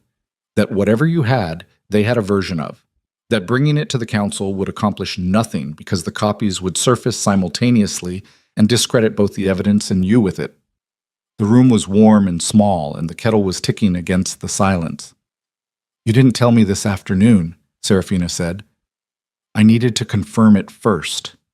I didn't want to bring you a message that might itself be a maneuver to panic you into a premature move. Adeline looked at her steadily. I confirmed it 2 hours ago. A contact in Westcott's archive office. The copies are real. Serafina sat. Not because she needed to, because the standing was suddenly costing more than it was worth. She thought about 4 months. 4 months of careful, methodical accumulation, every document verified, every source confirmed, every chain of custody protected. She had been meticulous. She was always meticulous. And somewhere in the meticulousness, somewhere in the distance between what she had protected and what she hadn't known to protect, there had been a gap. 4 months of work. The Ashmore files you pulled for me yesterday morning, she said. Who else knew you were pulling them? Adeline was quiet. Adeline. My contact in the storage archive, Adeline said, who I have used without incident for 11 years, who I did not think to consider because 11 years is a long time to trust someone. She paused. I am sorry, Serafina. Serafina looked at her. This woman who had known her since she was 11 years old, who had opened doors at 6 in the morning without complaint and sourced documents and kept silences across 15 years of navigating a world that consistently underestimated them both. Don't, she said. Don't apologize. It was my error too. I told you what I needed without thinking through every access point. The kettle began its low sound. Adeline poured. They sat across the narrow kitchen table. Serafina held the cup, felt the heat move through her palms. The council presentation, she said. Everything I had built toward that, the structure, the evidence chain, the order in which it needed to land to be uncontestable, it relied on the authenticity being unimpeachable. If there are copies that can be altered and surfaced simultaneously, it becomes a dispute about documentation, Adeline said, not a presentation of fact. Yes, she stared at the table. And a documentation dispute at the level of the Royal Council, with the Duke of Thornfield on one side and a woman with no official standing on the other, resolves in one direction. She thought about Lucian, about amber-green eyes in the morning light of a study on Aldrich Crescent, about the way he'd said her name for the first time without the title, the specific quality of the moment, what it had felt like to be seen that clearly by someone who had no obligation to see her at all. If this fell apart, if the evidence became contested, if Thornfield's people managed to attach his name to it, she would not simply lose the case. She would be the instrument of his destruction. The woman who had brought him something unverifiable and put him in front of it. She would not let that happen. The thought arrived with a clarity that was almost physical, not a decision so much as a recognition, the way you recognized a door you hadn't known was there until it was suddenly the only door in the room. She set down the cup. "What do you know about Lord Westcott's private schedule?" she said. "Not the official one, the actual one." Adeline looked at her with the expression of someone recalibrating. "I know he has a standing arrangement every Thursday at a house on Mercer Street that doesn't appear in any official documentation." "Thursday," Serafina said. "That's tomorrow night." "Yes." "Who else attends these arrangements?" "I don't know. My information goes only as far as the address and the regularity." Serafina was quiet for a moment. She was doing something she had never done before in 4 months of building this case. She was departing from the plan. The plan had been evidence, verification, counsel. Clean, legal, unimpeachable. The plan had relied on a world in which her evidence was the only version. That world no longer existed. What existed now was a Thursday evening arrangement on Mercer Street, and a woman who had spent 7 years learning to read rooms and people and the precise space between what was being said and what was true, and 36 hours before whatever Thornfield intended to do next. The plan was gone. What was left was something harder and less certain, and entirely without the comfort of procedure. She thought about her mother, who had taken up very little space. "I need to know everything you know about that address," she said. "And then I need to borrow a coat that isn't mine." Adeline looked at her for a long moment. "You understand what you're describing?" "I understand that building a careful case was the right approach until someone made it the wrong approach." She held the older woman's gaze. "I've spent 4 months being methodical. I've spent 4 months inside a structure someone else designed and anticipated and prepared a response to. The methodology was correct and it's still lost." "So what are you proposing?" "Something they haven't prepared a response to," she said. "Because you can't prepare a response to something you don't believe a woman like me is capable of doing." The kitchen was warm and close, and the rain had started again against the single window. Adeline studied her with the specific quality of someone reassessing a thing they thought they already understood. Then she stood and moved toward the back room where the coats were kept, and said, over her shoulder, words that landed in the quiet like a key turning in a lock. "There's one more thing you should know. The man who came to my door this afternoon with the message about the copies." She paused in the doorway. "He said he was sent by Lord Chamberlain Westcott." Serafina waited. "He also said that if you wanted to know who had been feeding your movements to Westcott's office from inside your circle of trust." Adeline turned. Her face was careful and steady and very sorry. "It wasn't Dobbins who identified your sources. Dobbins only knew Adrian's schedule." The sentence completed itself in the space between them without needing to be spoken. Serafina felt the cold move through her. Not the cold from the broken window, not the cold of the rain-dark alley. The specific cold of a thing you had not let yourself suspect because suspecting it would have meant suspecting everything, and some calculations were too expensive to run until you had no other choice. "How long?" she said, very quietly. 3 months, Adeline said. "At least." 3 months. The working group. The Thursday evenings. The questions she'd asked and the documents she'd sourced, and the shape of everything she'd been building, shared not just with Adeline and Gethwick and Mrs. Carver, but with one other person. One person she had brought inside the architecture of this case because she had looked at him with her most careful attention and had decided he was exactly what he appeared to be. She stood up from the table. "Get the coat," she said. Her voice did not shake. She made sure of it. "And tell me the Mercer Street address." Because there was no version of tomorrow night that looked like the version she'd planned. The version she'd planned was dead. What was left was a woman who had just been stripped of every structural advantage she'd built, standing in a borrowed kitchen at midnight with 36 hours and the precise, terrible freedom of someone who had nothing left to protect except the thing that mattered most, the Crown Prince's name. And whatever it cost her to protect it, She was going to pay it. The coat Adeline gave her was gray wool, plain cut, the kind that disappeared in a crowd because it made no claim on anyone's attention. Serafina put it on and stood in the narrow hallway while Adeline wrote the Mercer Street address on a slip of paper and then burned the paper after Serafina had read it twice. "You're not going tonight," Adeline said. It wasn't a question.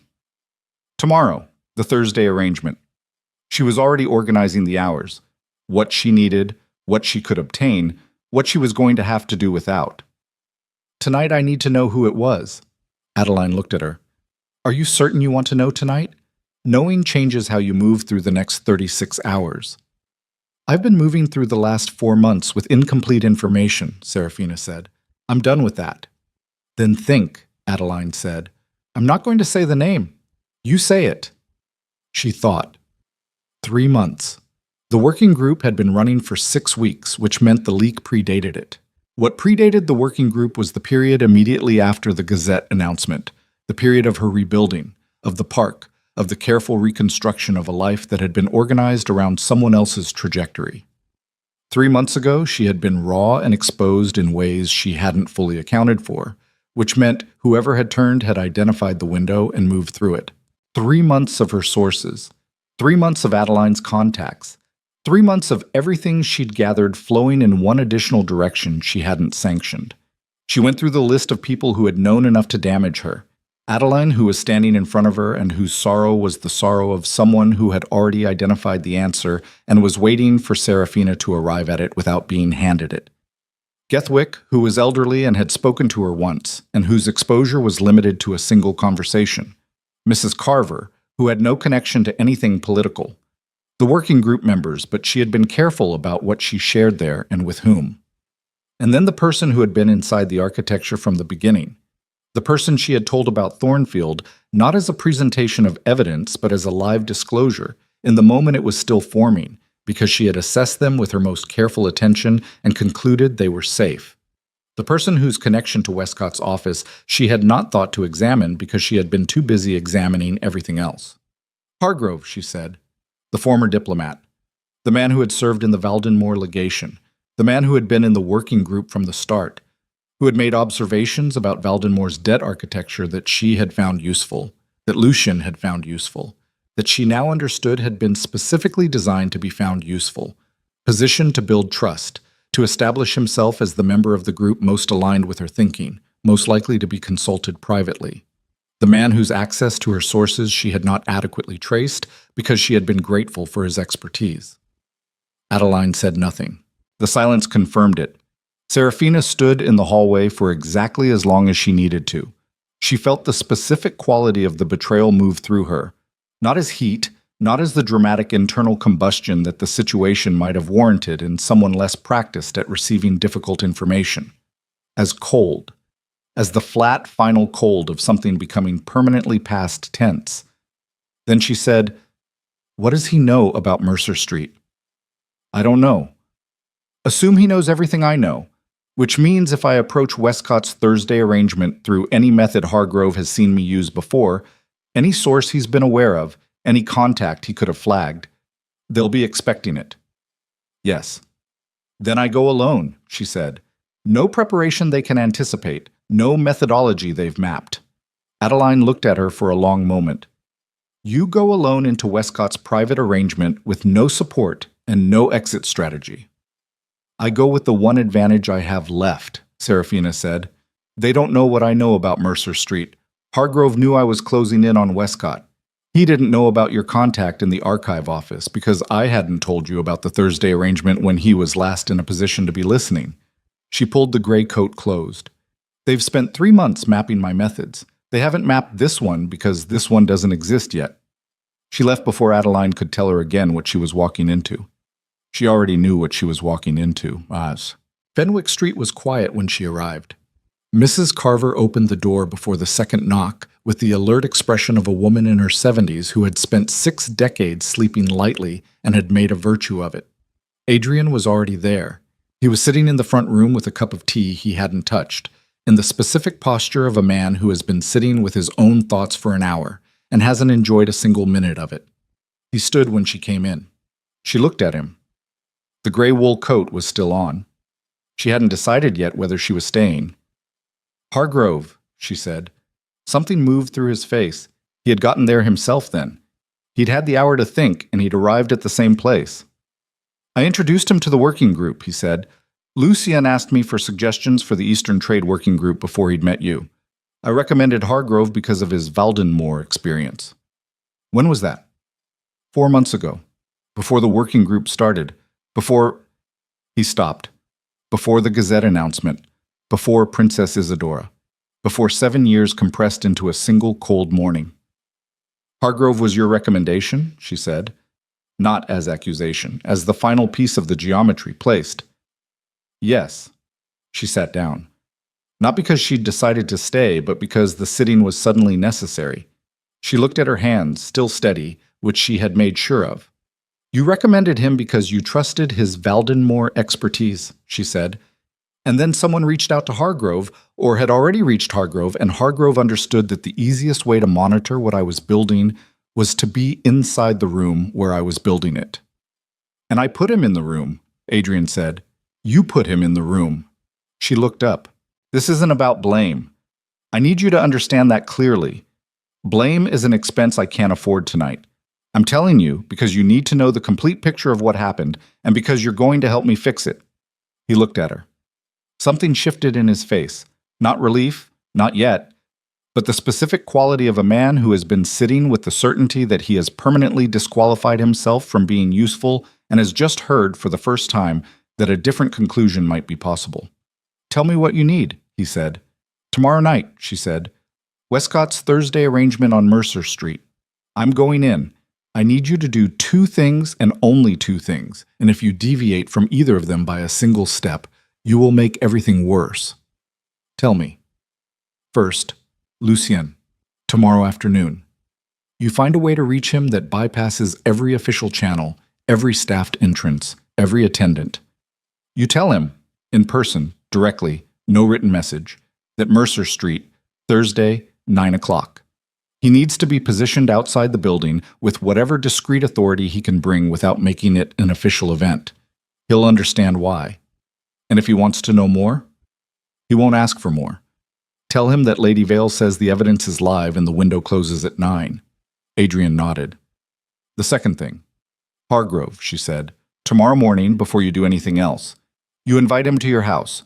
Whatever pretext, you've found additional material about the Valdenmoor situation. You want his expertise, whatever he will believe. You keep him there until I send word. You want him out of position. If Hargrove knows I'm moving toward Mercer Street before I arrive, there is no Mercer Street. There's only another closed door and another 3 days I don't have." She held his gaze. "Can you do both of those things exactly as I've described them?" "Yes," he said. No elaboration, no negotiation. The word with all the weight of a man who understood that this was the specific and narrow form of useful that remained available to him. "Then go home," she said. "Get some sleep. Tomorrow matters more than tonight." He stood. He moved toward the door and then stopped, his hand not quite on the frame. "Serafina," he said. Not the way he'd said it at the reception, not the way he'd said it in the garden corridor. The way a person said a name when they had stripped everything else away, and the name was all that was left. "I know this isn't the moment for it, but when this is over, whatever over looks like, I need you to know that I am aware of the specific and complete shape of what I've cost you, not just recently, across 7 years. She looked at him in the lamplight of Mrs. Carver's front room, this man she had loved, which was the honest word for it even now, even after everything, because what she had felt had been real regardless of what he had done with it. Love didn't require its object to be worthy of it. That was one of the things that made it expensive. "I know you know," she said. "Good night, Adrian." He went. She stayed on Fenwick Street, and when Mrs. Carver brought her a second cup of tea and asked no questions at all, she sat with it in the quiet room and thought about Thursday until the thinking became a plan, and the plan became something hard enough to carry into the next day. But Thursday moved the way days moved before something irrevocable, simultaneously too fast and with the particular sluggishness of hours that knew themselves to be significant. She spent the morning at a public records office 3 streets from Verinder Lane, in the company of a clerk named Voss, who had been introduced to her 2 years ago by a woman she no longer trusted, but whose introduction still stood. Voss had access to the secondary property registration archive, which was not the official archive, but the one that held the records of transfers that had happened adjacently to official channels. The kind of transactions that powerful people used when they needed something documented, but not prominently visible. The Mercer Street property had been transferred to a holding company 11 years ago. The holding company's registration listed 3 directors, 2 of whom were names she recognized as shell identities, common practice, no information value. The third name was Lord Edmondson Crail, which was the family name of Thornfield's maternal line, which was not in any of the documents she'd been building her case from, which meant it was the thread she hadn't pulled because she hadn't known it was there. She sat with that for a moment in the archive's thin morning light. Thornfield owned Mercer Street, not Westcott. Westcott came to Mercer Street the way a subordinate came to a location the principal controlled, because the principal had specified it, because the principal wanted visibility over who entered and who left, because the principal understood that the safest meeting place was one that you owned and your counterpart didn't know you owned, which meant Thursday night was not a Westcott arrangement. It was a Thornfield arrangement, and Westcott was the attendant. She understood now why the 3 days had felt like a gift. It wasn't generosity. It was Thornfield timing the pressure to coincide with a meeting he already had scheduled, so that whatever resolution occurred when evidence destroyed, woman neutralized, could be confirmed in person at Mercer Street on a Thursday. She was not, she realized, walking into the subordinate's operation. She was walking directly into the center. She thought about that on the walk back to Fenwick Street, thought about whether it changed the calculation, and concluded that it changed the risk in the specific way that made the whole thing either significantly more valuable or significantly more lethal, and that she would not know which until she was inside. Both things were true simultaneously. She went anyway. At 8:30, she was on Mercer Street, a block north of the address, with the gray coat and no knife. The knife would have been taken from her, and the taking would have told them something she didn't want them to know yet. She had 3 things: the address, the specific memory of 4 months of documentation she could reproduce from recollection if necessary, and the quality that Adeline had once described, a long time ago, as the thing that makes you either very dangerous or very foolish, and no one can tell which until the end. The house was narrow-fronted, like half the buildings on this street, with nothing marking it from the outside except the particular quality of its darkness.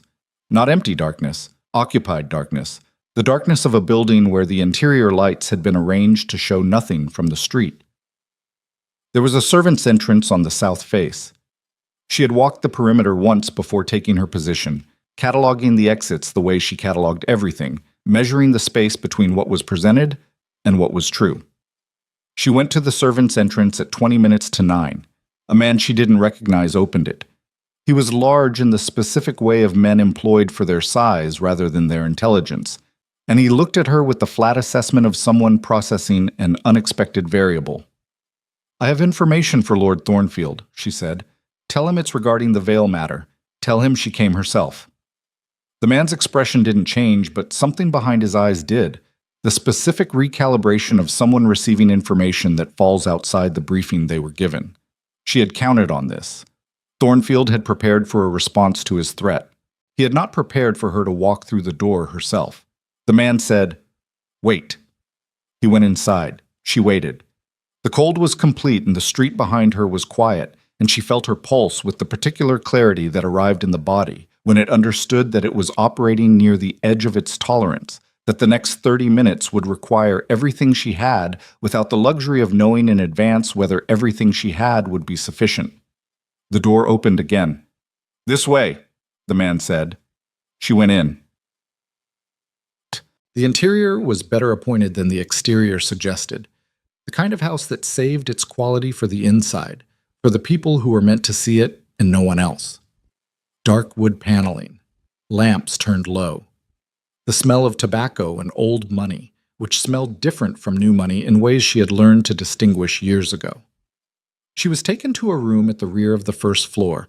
Not a receiving room, a working room, with a large table covered in documents, and the kind of chairs that were built for long occupancy rather than brief visits. Westcott was there. He looked exactly as he had in every official context she had seen him. Compact, neat, with quick, intelligent eyes that were currently moving over her with the precise attention of someone revising a threat assessment in real time. And Thornfield. The Duke of Thornfield was 63 years old and had the specific physical quality of a man who had never had to exert himself in any visible way because the exertion had always been done by other people at his direction. Silver-haired, broad through the shoulders, with the settled, unhurried air of someone who had been the most powerful person in every room he'd entered for 3 decades, and had simply internalized it as the natural state of things. He looked at her. He didn't stand. "Lady Vale," he said, "I'll admit this isn't the approach I anticipated." "I know," she said. "That's why I used it." He studied her with the slow, complete attention of a man who had assessed a great many people across a long career and who was now taking the time to revise an assessment he'd already made. "Sit down," he said. "I'll stand." Something almost like appreciation moved across his face. Almost. "You came here alone?" "Yes." "Without the evidence?" "The evidence doesn't need to be in the room," she said. "The evidence has been somewhere specific and safe for 4 months, and it will remain there regardless of what happens tonight, which is something you should factor into whatever you're planning to do in the next 10 minutes. Westcott shifted in his chair. Thornfield did not move. "What you're describing," Thornfield said, "is a woman who has walked into a room with nothing to trade. What I'm describing is a woman who has already made the trade and is here to confirm the terms," she said. "The copies your people made of my documentation, the ones Westcott threatened me with, they're only useful if there's a dispute about authenticity. You can surface altered copies, yes, but you can only successfully discredit the originals if the originals are presented without support. And if they're presented with support, then the copies become evidence of the fabrication, and the fabrication becomes part of the case against you." She held his gaze.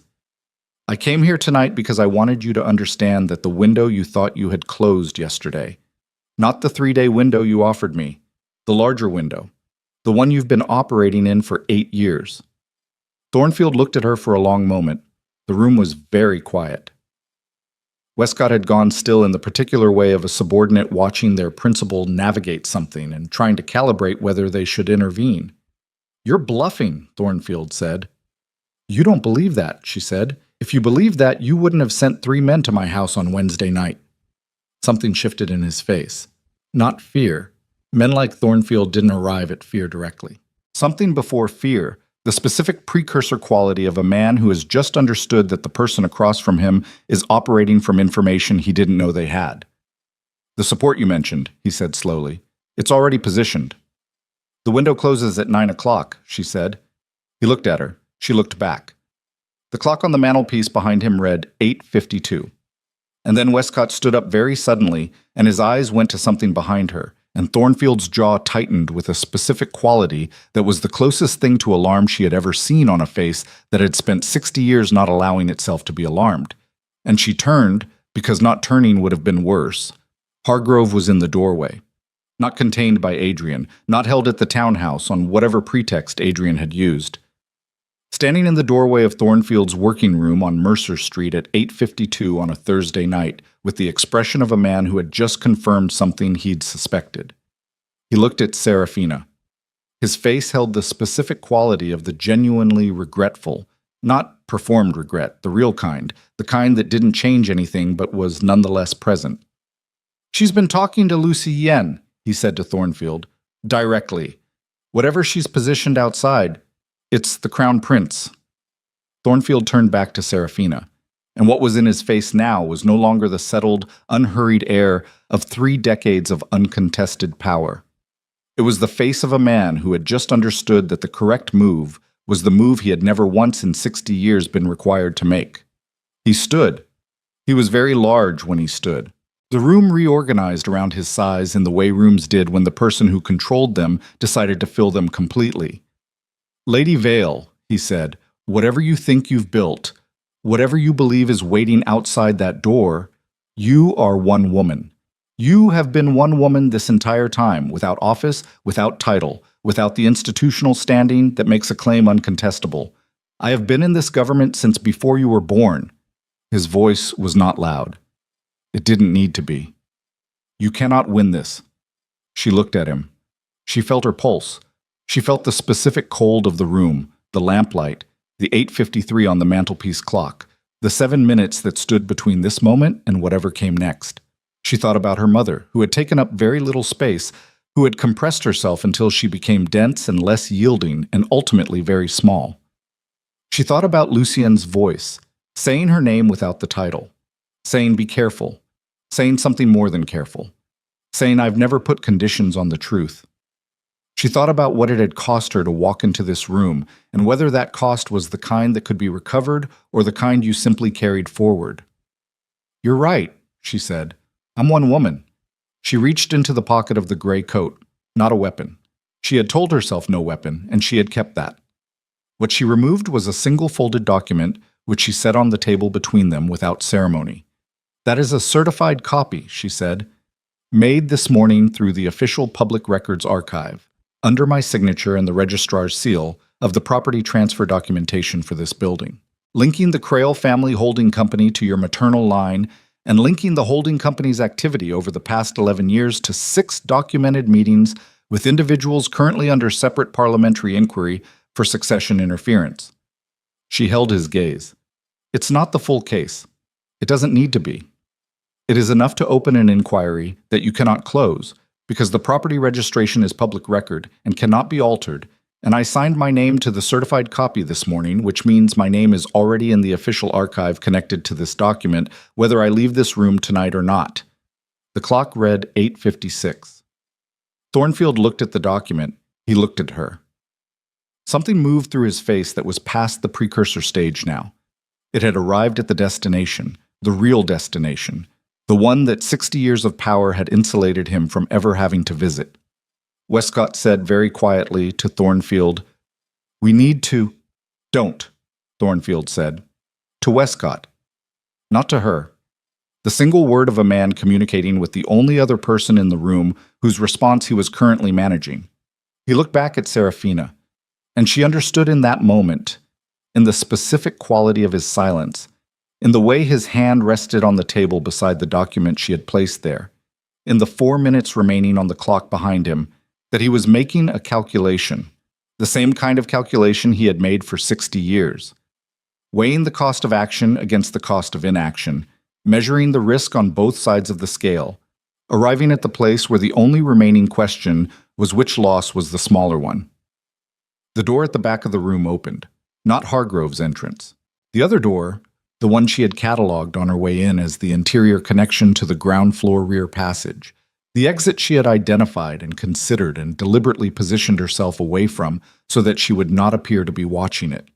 The man who came through it was not one of Thornfield's people. Lucien was never early to anything, she had learned in 6 weeks of Thursday evenings. He arrived at exactly the stated time. The clock read 9 o'clock.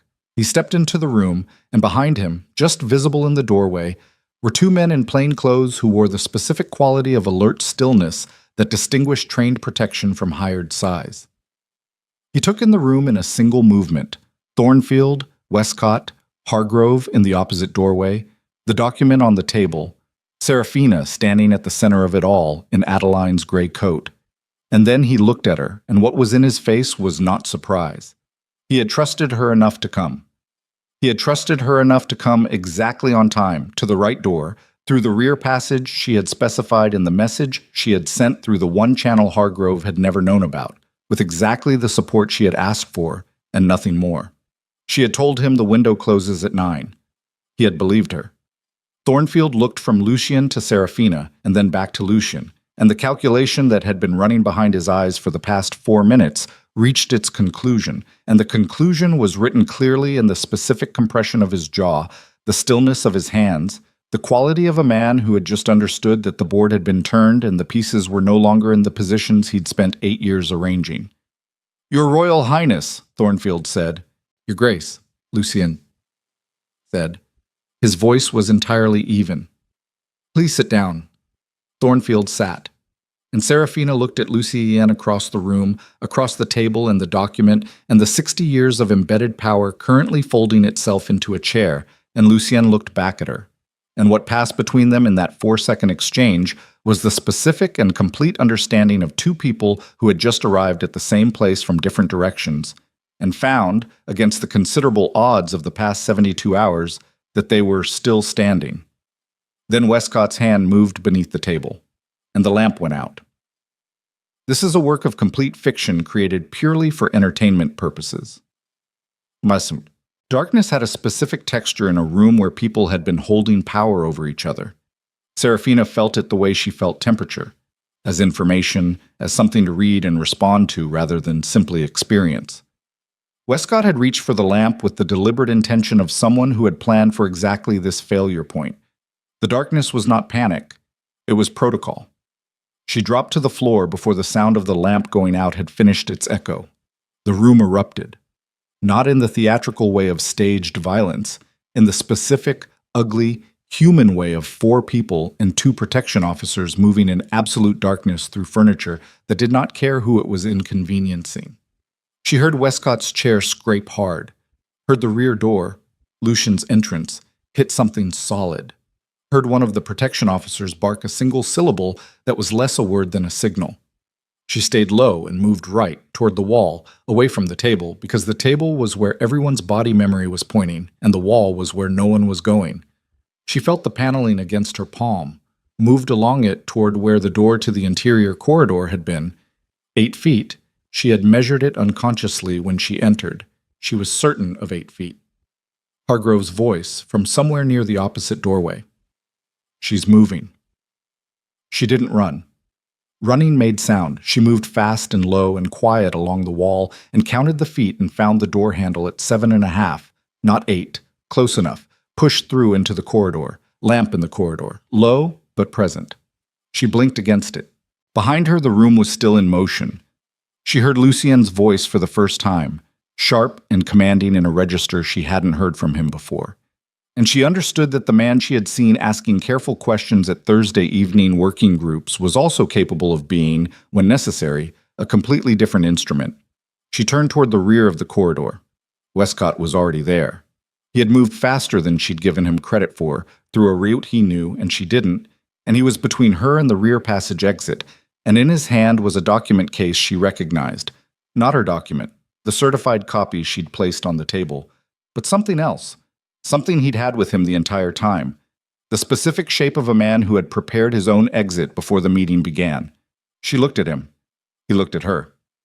"That case," she said. "You should have taken the 3 days," he said. His voice had a quality she hadn't heard in it before. Not anger, something flatter. The voice of a man who had been in service to something larger than himself for so long that the service had replaced the self entirely. This didn't need to happen this way. "What's in the case, Westcott?" "Correspondence," he said. 20 years of it. Every instruction Thornfield sent through my office, every response. He held the case against his chest with both arms, the gesture of someone holding something they intended to die holding. "I have been Lord Chamberlain for 20 years, Lady Vale. I have watched this government from a specific position of comprehensive visibility for 20 years. I know where every letter went and what it authorized and who received the benefit." She was very still. "You've been keeping records," she said. "Your own records, independent of what I've been building." "I am a civil servant," he said. "I document things. It is what I do. It is perhaps the only coherent thing I have done." Something moved through his face. "I reached the Thornfield materials 2 years ago. I understood what they meant, and He stopped. "I was not brave enough to bring them forward. That is the precise and complete truth. I lacked the courage to do alone what you walked in here tonight and did with nothing but your own name and a piece of public record." The corridor was very quiet. She heard the door behind her open. One of the protection officers, checking the corridor, finding her standing at the far end facing Westcott. He stopped. She held up one hand without turning. "Wait." And he waited, which told her something about what Lucian had said to these men before tonight. "Westcott," she said, "give me the case." "If I give you the case," he said, "I am finished. Every protection this position has given me for 20 years. If you don't give me the case," she said, "Thornfield manages the narrative of tonight, and you are finished regardless. The only difference is whether you finish as a man who handed over evidence or a man who withheld it." She held his gaze. "You said you lacked the courage to do it alone. You're not alone right now. He looked at her for a long moment. His arms stayed where they were. Then they moved. He held the case out. She took it. It was heavier than it looked, which she supposed was appropriate. She walked back toward the room. Well, the room had a lamp again. One of the protection officers had found a secondary light on the far shelf and brought it to the table. In its light, Thornfield sat in the same chair Lucien had asked him to occupy, and the sitting had done something to him. The 60 years of settled, unhurried authority had not vanished but had shifted, had revealed underneath it the specific thing that authority always covered when it was finally stripped back. The ordinary human fact of a man who had made a great many choices over a long time and was now in the same room as their cumulative weight. Hargrove was gone. She registered his absence without surprise. A man who had operated as an intelligence conduit understood the precise moment when the intelligence flow reversed direction and understood that the correct response was to remove himself from the geography of consequence as quickly as possible. She would deal with Hargrove through proper channels, with documentation, without the urgency of tonight. He was not the center. He had never been the center. Lucien was standing at the head of the table. He looked at her when she came through the door, looked at the case in her hands, looked back at her face. She set the case on the table. Lord Chamberlain Westcott's personal records, she said. 20 years of Thornfield's correspondence passed through the Chamberlain's office. She looked at Lucien. Combined with what I've been building for 4 months, there is no version of a formal inquiry that produces a different outcome. Lucien's gaze moved to Thornfield. Thornfield looked at the case. He looked at it for a long time. The specific quality of that looking was something she would not forget. The way a man examined the physical object of his own undoing with the same attention he might have given a mathematical proof, searching for the error, finding none. "Your Grace," Lucien said. His voice had returned to the register she knew from Thursday evenings. Not the sharp command of the darkened room, but the particular steadiness of a man who had inherited the duty of being certain when everyone around him wasn't. "I want to be clear about what happens next, not as a threat, as a fact." Thornfield said nothing. "The inquiry will be formal and complete. Every document in that case and every document Lady Vale has secured will be entered into evidence. The succession amendment you arranged 8 years ago will be reviewed and reversed. The individuals who acted as intermediaries in the coordination with external interests will be identified and prosecuted." He paused. "What happens to you specifically will depend on what you choose to do between tonight and the morning. That is the only variable that remains in your control." Thornfield looked up. "You're offering me a choice." "I'm telling you one exists," Lucien said. "I'm not offering you anything." Thornfield looked at Seraphina. She met his gaze without accommodation. Not with triumph. She hadn't arrived at triumph yet. Wasn't sure she would. The night was still too raw and close for the kind of emotional resolution that triumph required. What she held instead was the specific, clear-eyed steadiness of a woman who had walked into the center of something very large and had not been consumed by it. "You're not what I expected," he said. "I know," she said. "When Hargrove told me about you, months ago, in the early days, he said you were formidable, but that you were operating from a position of personal injury, that the Blackthorn situation had motivated you but also exposed a vulnerability, that you were building something, but that you were building it the way a woman builds things when she has been given no official ground to stand on, carefully, quietly, with the awareness that one wrong step would allow the whole thing to be dismissed." He looked at the case on the table. He was right about the method. He was wrong about the vulnerability. "He mistook grief for weakness," she said. "It's a common error." "Yes," Thornfield said. "I suppose it is." He stood. He straightened his coat with the automatic precision of a man who had maintained his appearance as a form of discipline for 6 decades, and whose body performed the gesture without consulting his mind. He looked at Lucien. "You'll have my full cooperation," he said, "in the morning, through my solicitor." "Tonight," Lucien said, "my officers will remain with you." A muscle moved in Thornfield's jaw. Then he nodded, once, and the protection officer near the door moved to his position, and the thing that had been the Duke of Thornfield's operation in this room was over. Westcott came in from the corridor. He sat down without being asked. He looked at the document case with the expression of a man who has put down something he carried for 20 years and is feeling simultaneously lighter and entirely without orientation. "You'll need to make a formal statement," Serafina said to him. "I know," he said. "Tonight, if possible.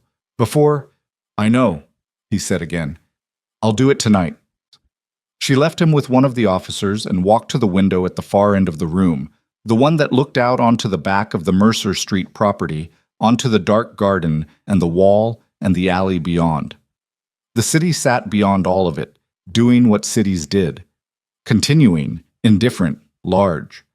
She stood there and let herself feel the shaking. It came now because she had given it permission, because the performance was over and the room was handled, and the only person behind her who mattered was Lucien, who she could feel crossing the room toward her without hearing his footsteps, because she had learned, in 6 weeks of Thursday evenings, the specific quality of his presence in a space. He came to stand beside her at the window, not behind her, beside. They stood in silence for a moment that lasted long enough to mean something. "The rear passage," she said. "How did you find it?" "You specified it in the message," he said. "The message said rear approach. It didn't specify the passage." "I looked at the building's exterior on my way down Mercer Street," he said. "There was one location on the south face where the foundation stones showed a different material than the surrounding structure. Older. A later addition, bricked over. The passage behind that face was the only logical interior route that didn't surface in the main corridor plan." She looked at him sideways. "You assessed the structural history of the building while walking past it." "I thought it might be useful." A pause. "It was useful." She almost smiled. She felt the edge of it, the specific warmth of it, which was something she had spent 6 weeks carefully not fully allowing, and which tonight, in this room, with the case on the table and Thornfield under escort, and the city going about its business beyond the glass, she was too tired to continue not allowing. "Yes," she said, "it was useful." He looked at her. In the lamplight from behind them, his face was the face she had been learning for 6 weeks.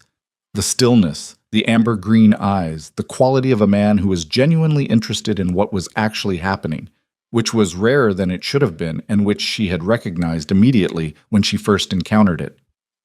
"Serafina," he said, without the title. The way he had said it once before in a study on Aldrich Crescent, and which she had told herself she would not think about, and had thought about every day since. "Don't," she said very gently. "Don't what?" "Don't say whatever you're going to say in this room. In this specific room, tonight, with Westcott giving his statement 12 feet away." She looked back at the window. "Whatever it is, say it somewhere that doesn't have Thornfield's furniture in it." He was quiet for a moment. Then, "That's a reasonable position." "I have them occasionally." "More than occasionally," he said, and the tone of it was the closest thing to unguarded she had heard from him, the specific warmth of someone who had stopped managing their expression without quite noticing they'd stopped, and it landed somewhere in her chest with a weight that was not unpleasant. She said nothing. He said nothing. They stood at the window while behind them, Westcott's voice began its quiet, comprehensive accounting of 20 years, and outside the city moved through its Thursday night without any awareness of what had just been settled inside one of its narrow, unremarkable houses. The morning came in stages. The formal statements were recorded at a government office on Aldrich Crescent at 2 in the morning, in the presence of a magistrate who had been roused from bed with the kind of authority that only the Crown Prince's personal request could generate at that hour without creating additional complications. Westcott spoke for 3 hours. He was precise and comprehensive and without self-pity, which was the version of him she hadn't expected and which she thought might be the version that had been waiting for 20 years to exist without the weight of what he'd been carrying. Thornfield's solicitor arrived at 6. The formal cooperation began at 7. She was not present for most of it. Her part, the part that required her specifically, her presence, her documentation, her 4 months of accumulated work, was completed by 3:30 in the morning when the magistrate reviewed the combined case material and said, with the specific gravity of a man who understood the weight of what he was looking at, that an inquiry would formally open within 48 hours. She walked home as the city was beginning its earliest sounds. The first carts on cobblestones, the particular cry of a pre-dawn bird she had never successfully identified, the gas lamps burning through the last of the dark before the light made them redundant. She let herself into the house on Cresthaven Row. The study window was still broken. The cold had settled into the room, and the fire was long dead, and the walnut box sat on its shelf behind the agricultural surveys, undisturbed. She sat in the cold room and looked at nothing in particular and felt the specific quality of a thing being over. Not triumph. She had been right that it was too raw for triumph. What it felt like, sitting in the cold of her own study at 4 a.m. with a broken window and a dead fire, was something closer to what she imagined silence felt like to someone who had been living with sustained noise for a very long time. Not peace exactly. The structural absence of a specific tension, the way a muscle felt after you finally put down something you'd been carrying longer than your body was designed for. She thought about her mother. She did this regularly now, brought her mother into the thinking not as grief, but as conversation, the way you continued a conversation with someone after the words had stopped being possible.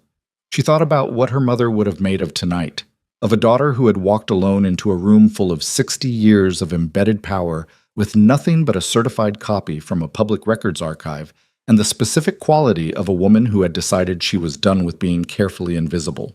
She thought her mother would have found it excessive and extraordinary and entirely correct. She thought she would have been proud. The cold was significant by the time she heard the knock. Not the front door, not the side entrance. The front door plainly, which meant it wasn't Lucien, because Lucien understood by now that certain approaches required certain doors, and the front door meant someone who was operating within normal conventions. She answered it herself. The footman was still asleep. Adrian stood on the front step in the gray early light. He looked like a man who had not slept. Not because the sleeplessness showed in his face specifically, but because the specific quality of what was in his face told her he had spent the night with his own thoughts and had arrived here having finished the accounting. "Hargrove came to my house at midnight," he said. "He needed somewhere to go. I let him in." She looked at him. "Where is he now?"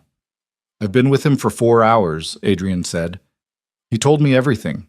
His arrangement with Thornfield's people, how long it had been running, what he passed to them. All of it." He held her gaze. "He's prepared to make a formal statement, this morning. I told him I would bring him to wherever the formal process was happening." "Aldrich Crescent," she said. "The government office. The magistrate will still be there." He nodded, started to turn. "Adrian." He turned back. She looked at him in the early light. This man she had loved for 7 years, and who had taught her across those years, and specifically across the past 3 weeks, the precise difference between devotion and respect. She had given him devotion. She had managed his vulnerabilities and absorbed his limitations, and made herself useful in ways that asked nothing visible of him in return. She had been, in the vocabulary of their particular 7 years, devoted. He had never learned to respect her. Not fully.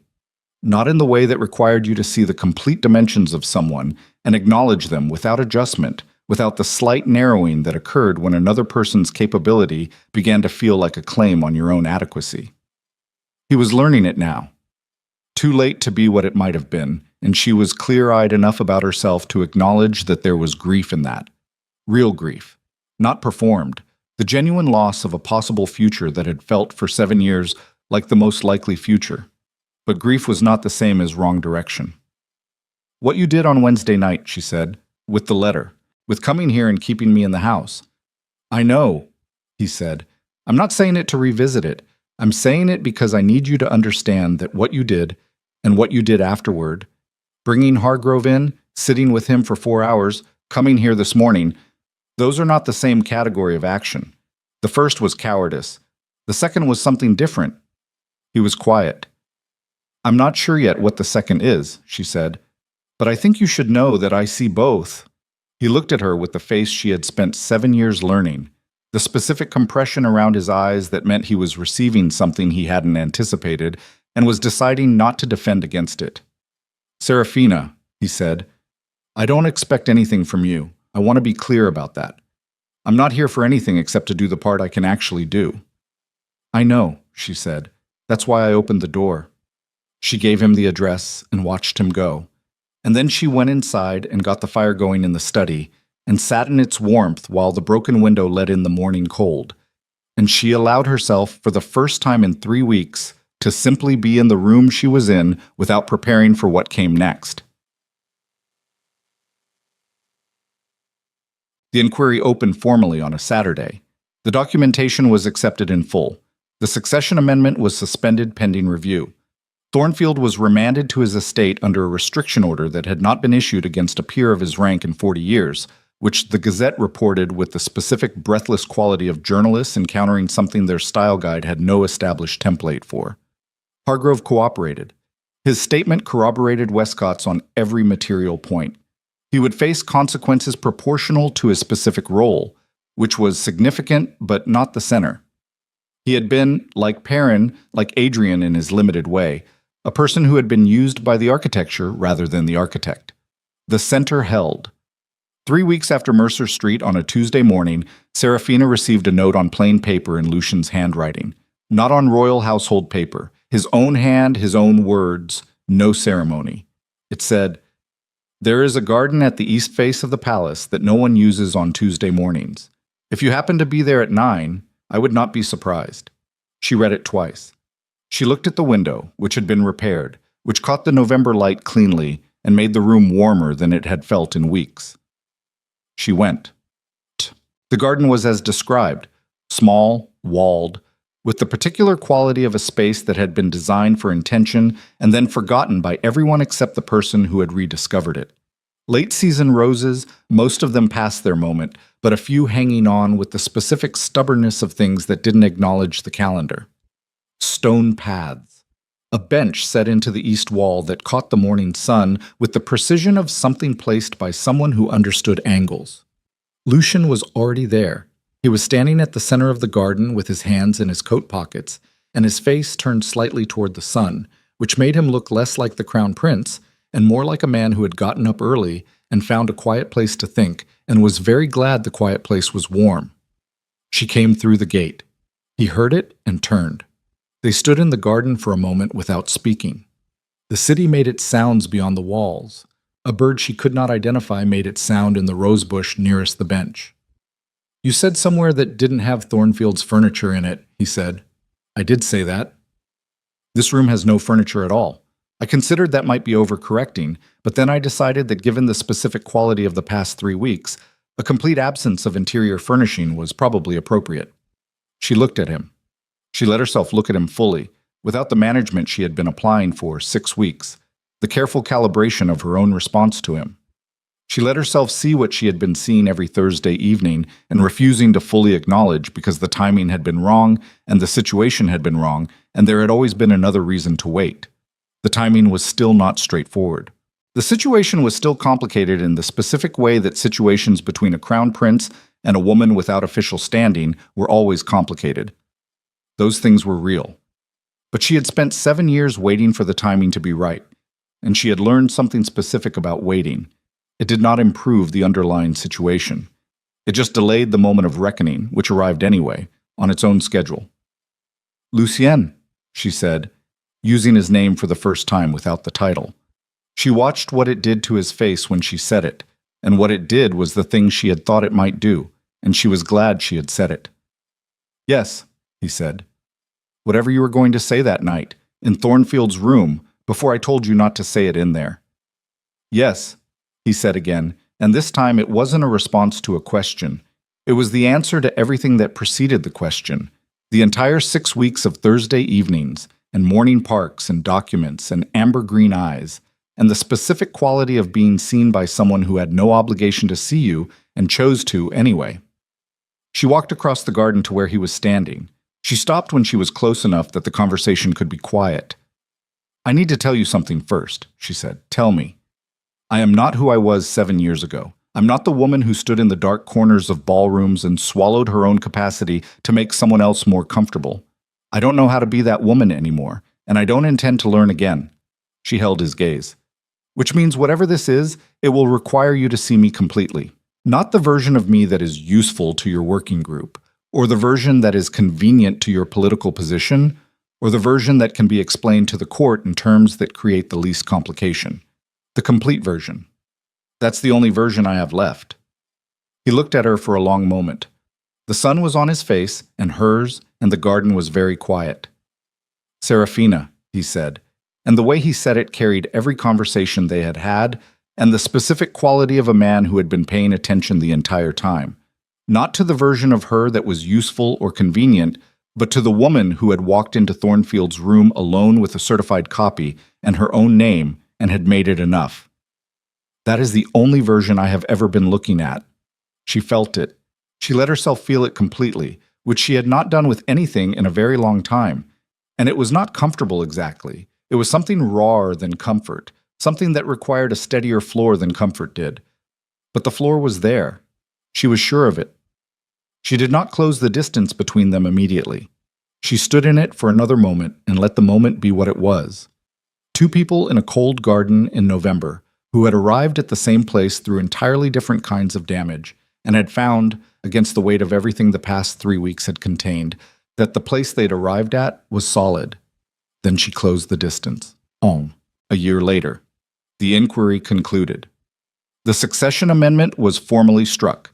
Thornfield faced a parliamentary tribunal whose proceedings were long and thorough and whose outcome confirmed what the original documentation had established, which was that 60 years of embedded power, when examined with sufficient rigor, left a very long and very clear trail.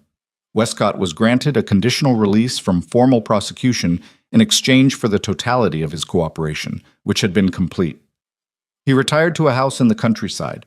Serafina thought of him sometimes, not with warmth exactly, but with the specific acknowledgement of a person who had held something difficult for 20 years and had finally, at the last possible moment, put it down. Hargrove's formal statement became part of the parliamentary record under his own name. His consequences were proportional. He did not contest them. Adrian's engagement to Princess Isadora dissolved 6 months after Mercer Street, when the Valdenmoor political situation shifted in the direction Serafina had identified through her mother's old contacts, rendering the alliance's strategic value significantly less than it had appeared. The Gazette reported it with diplomatic brevity.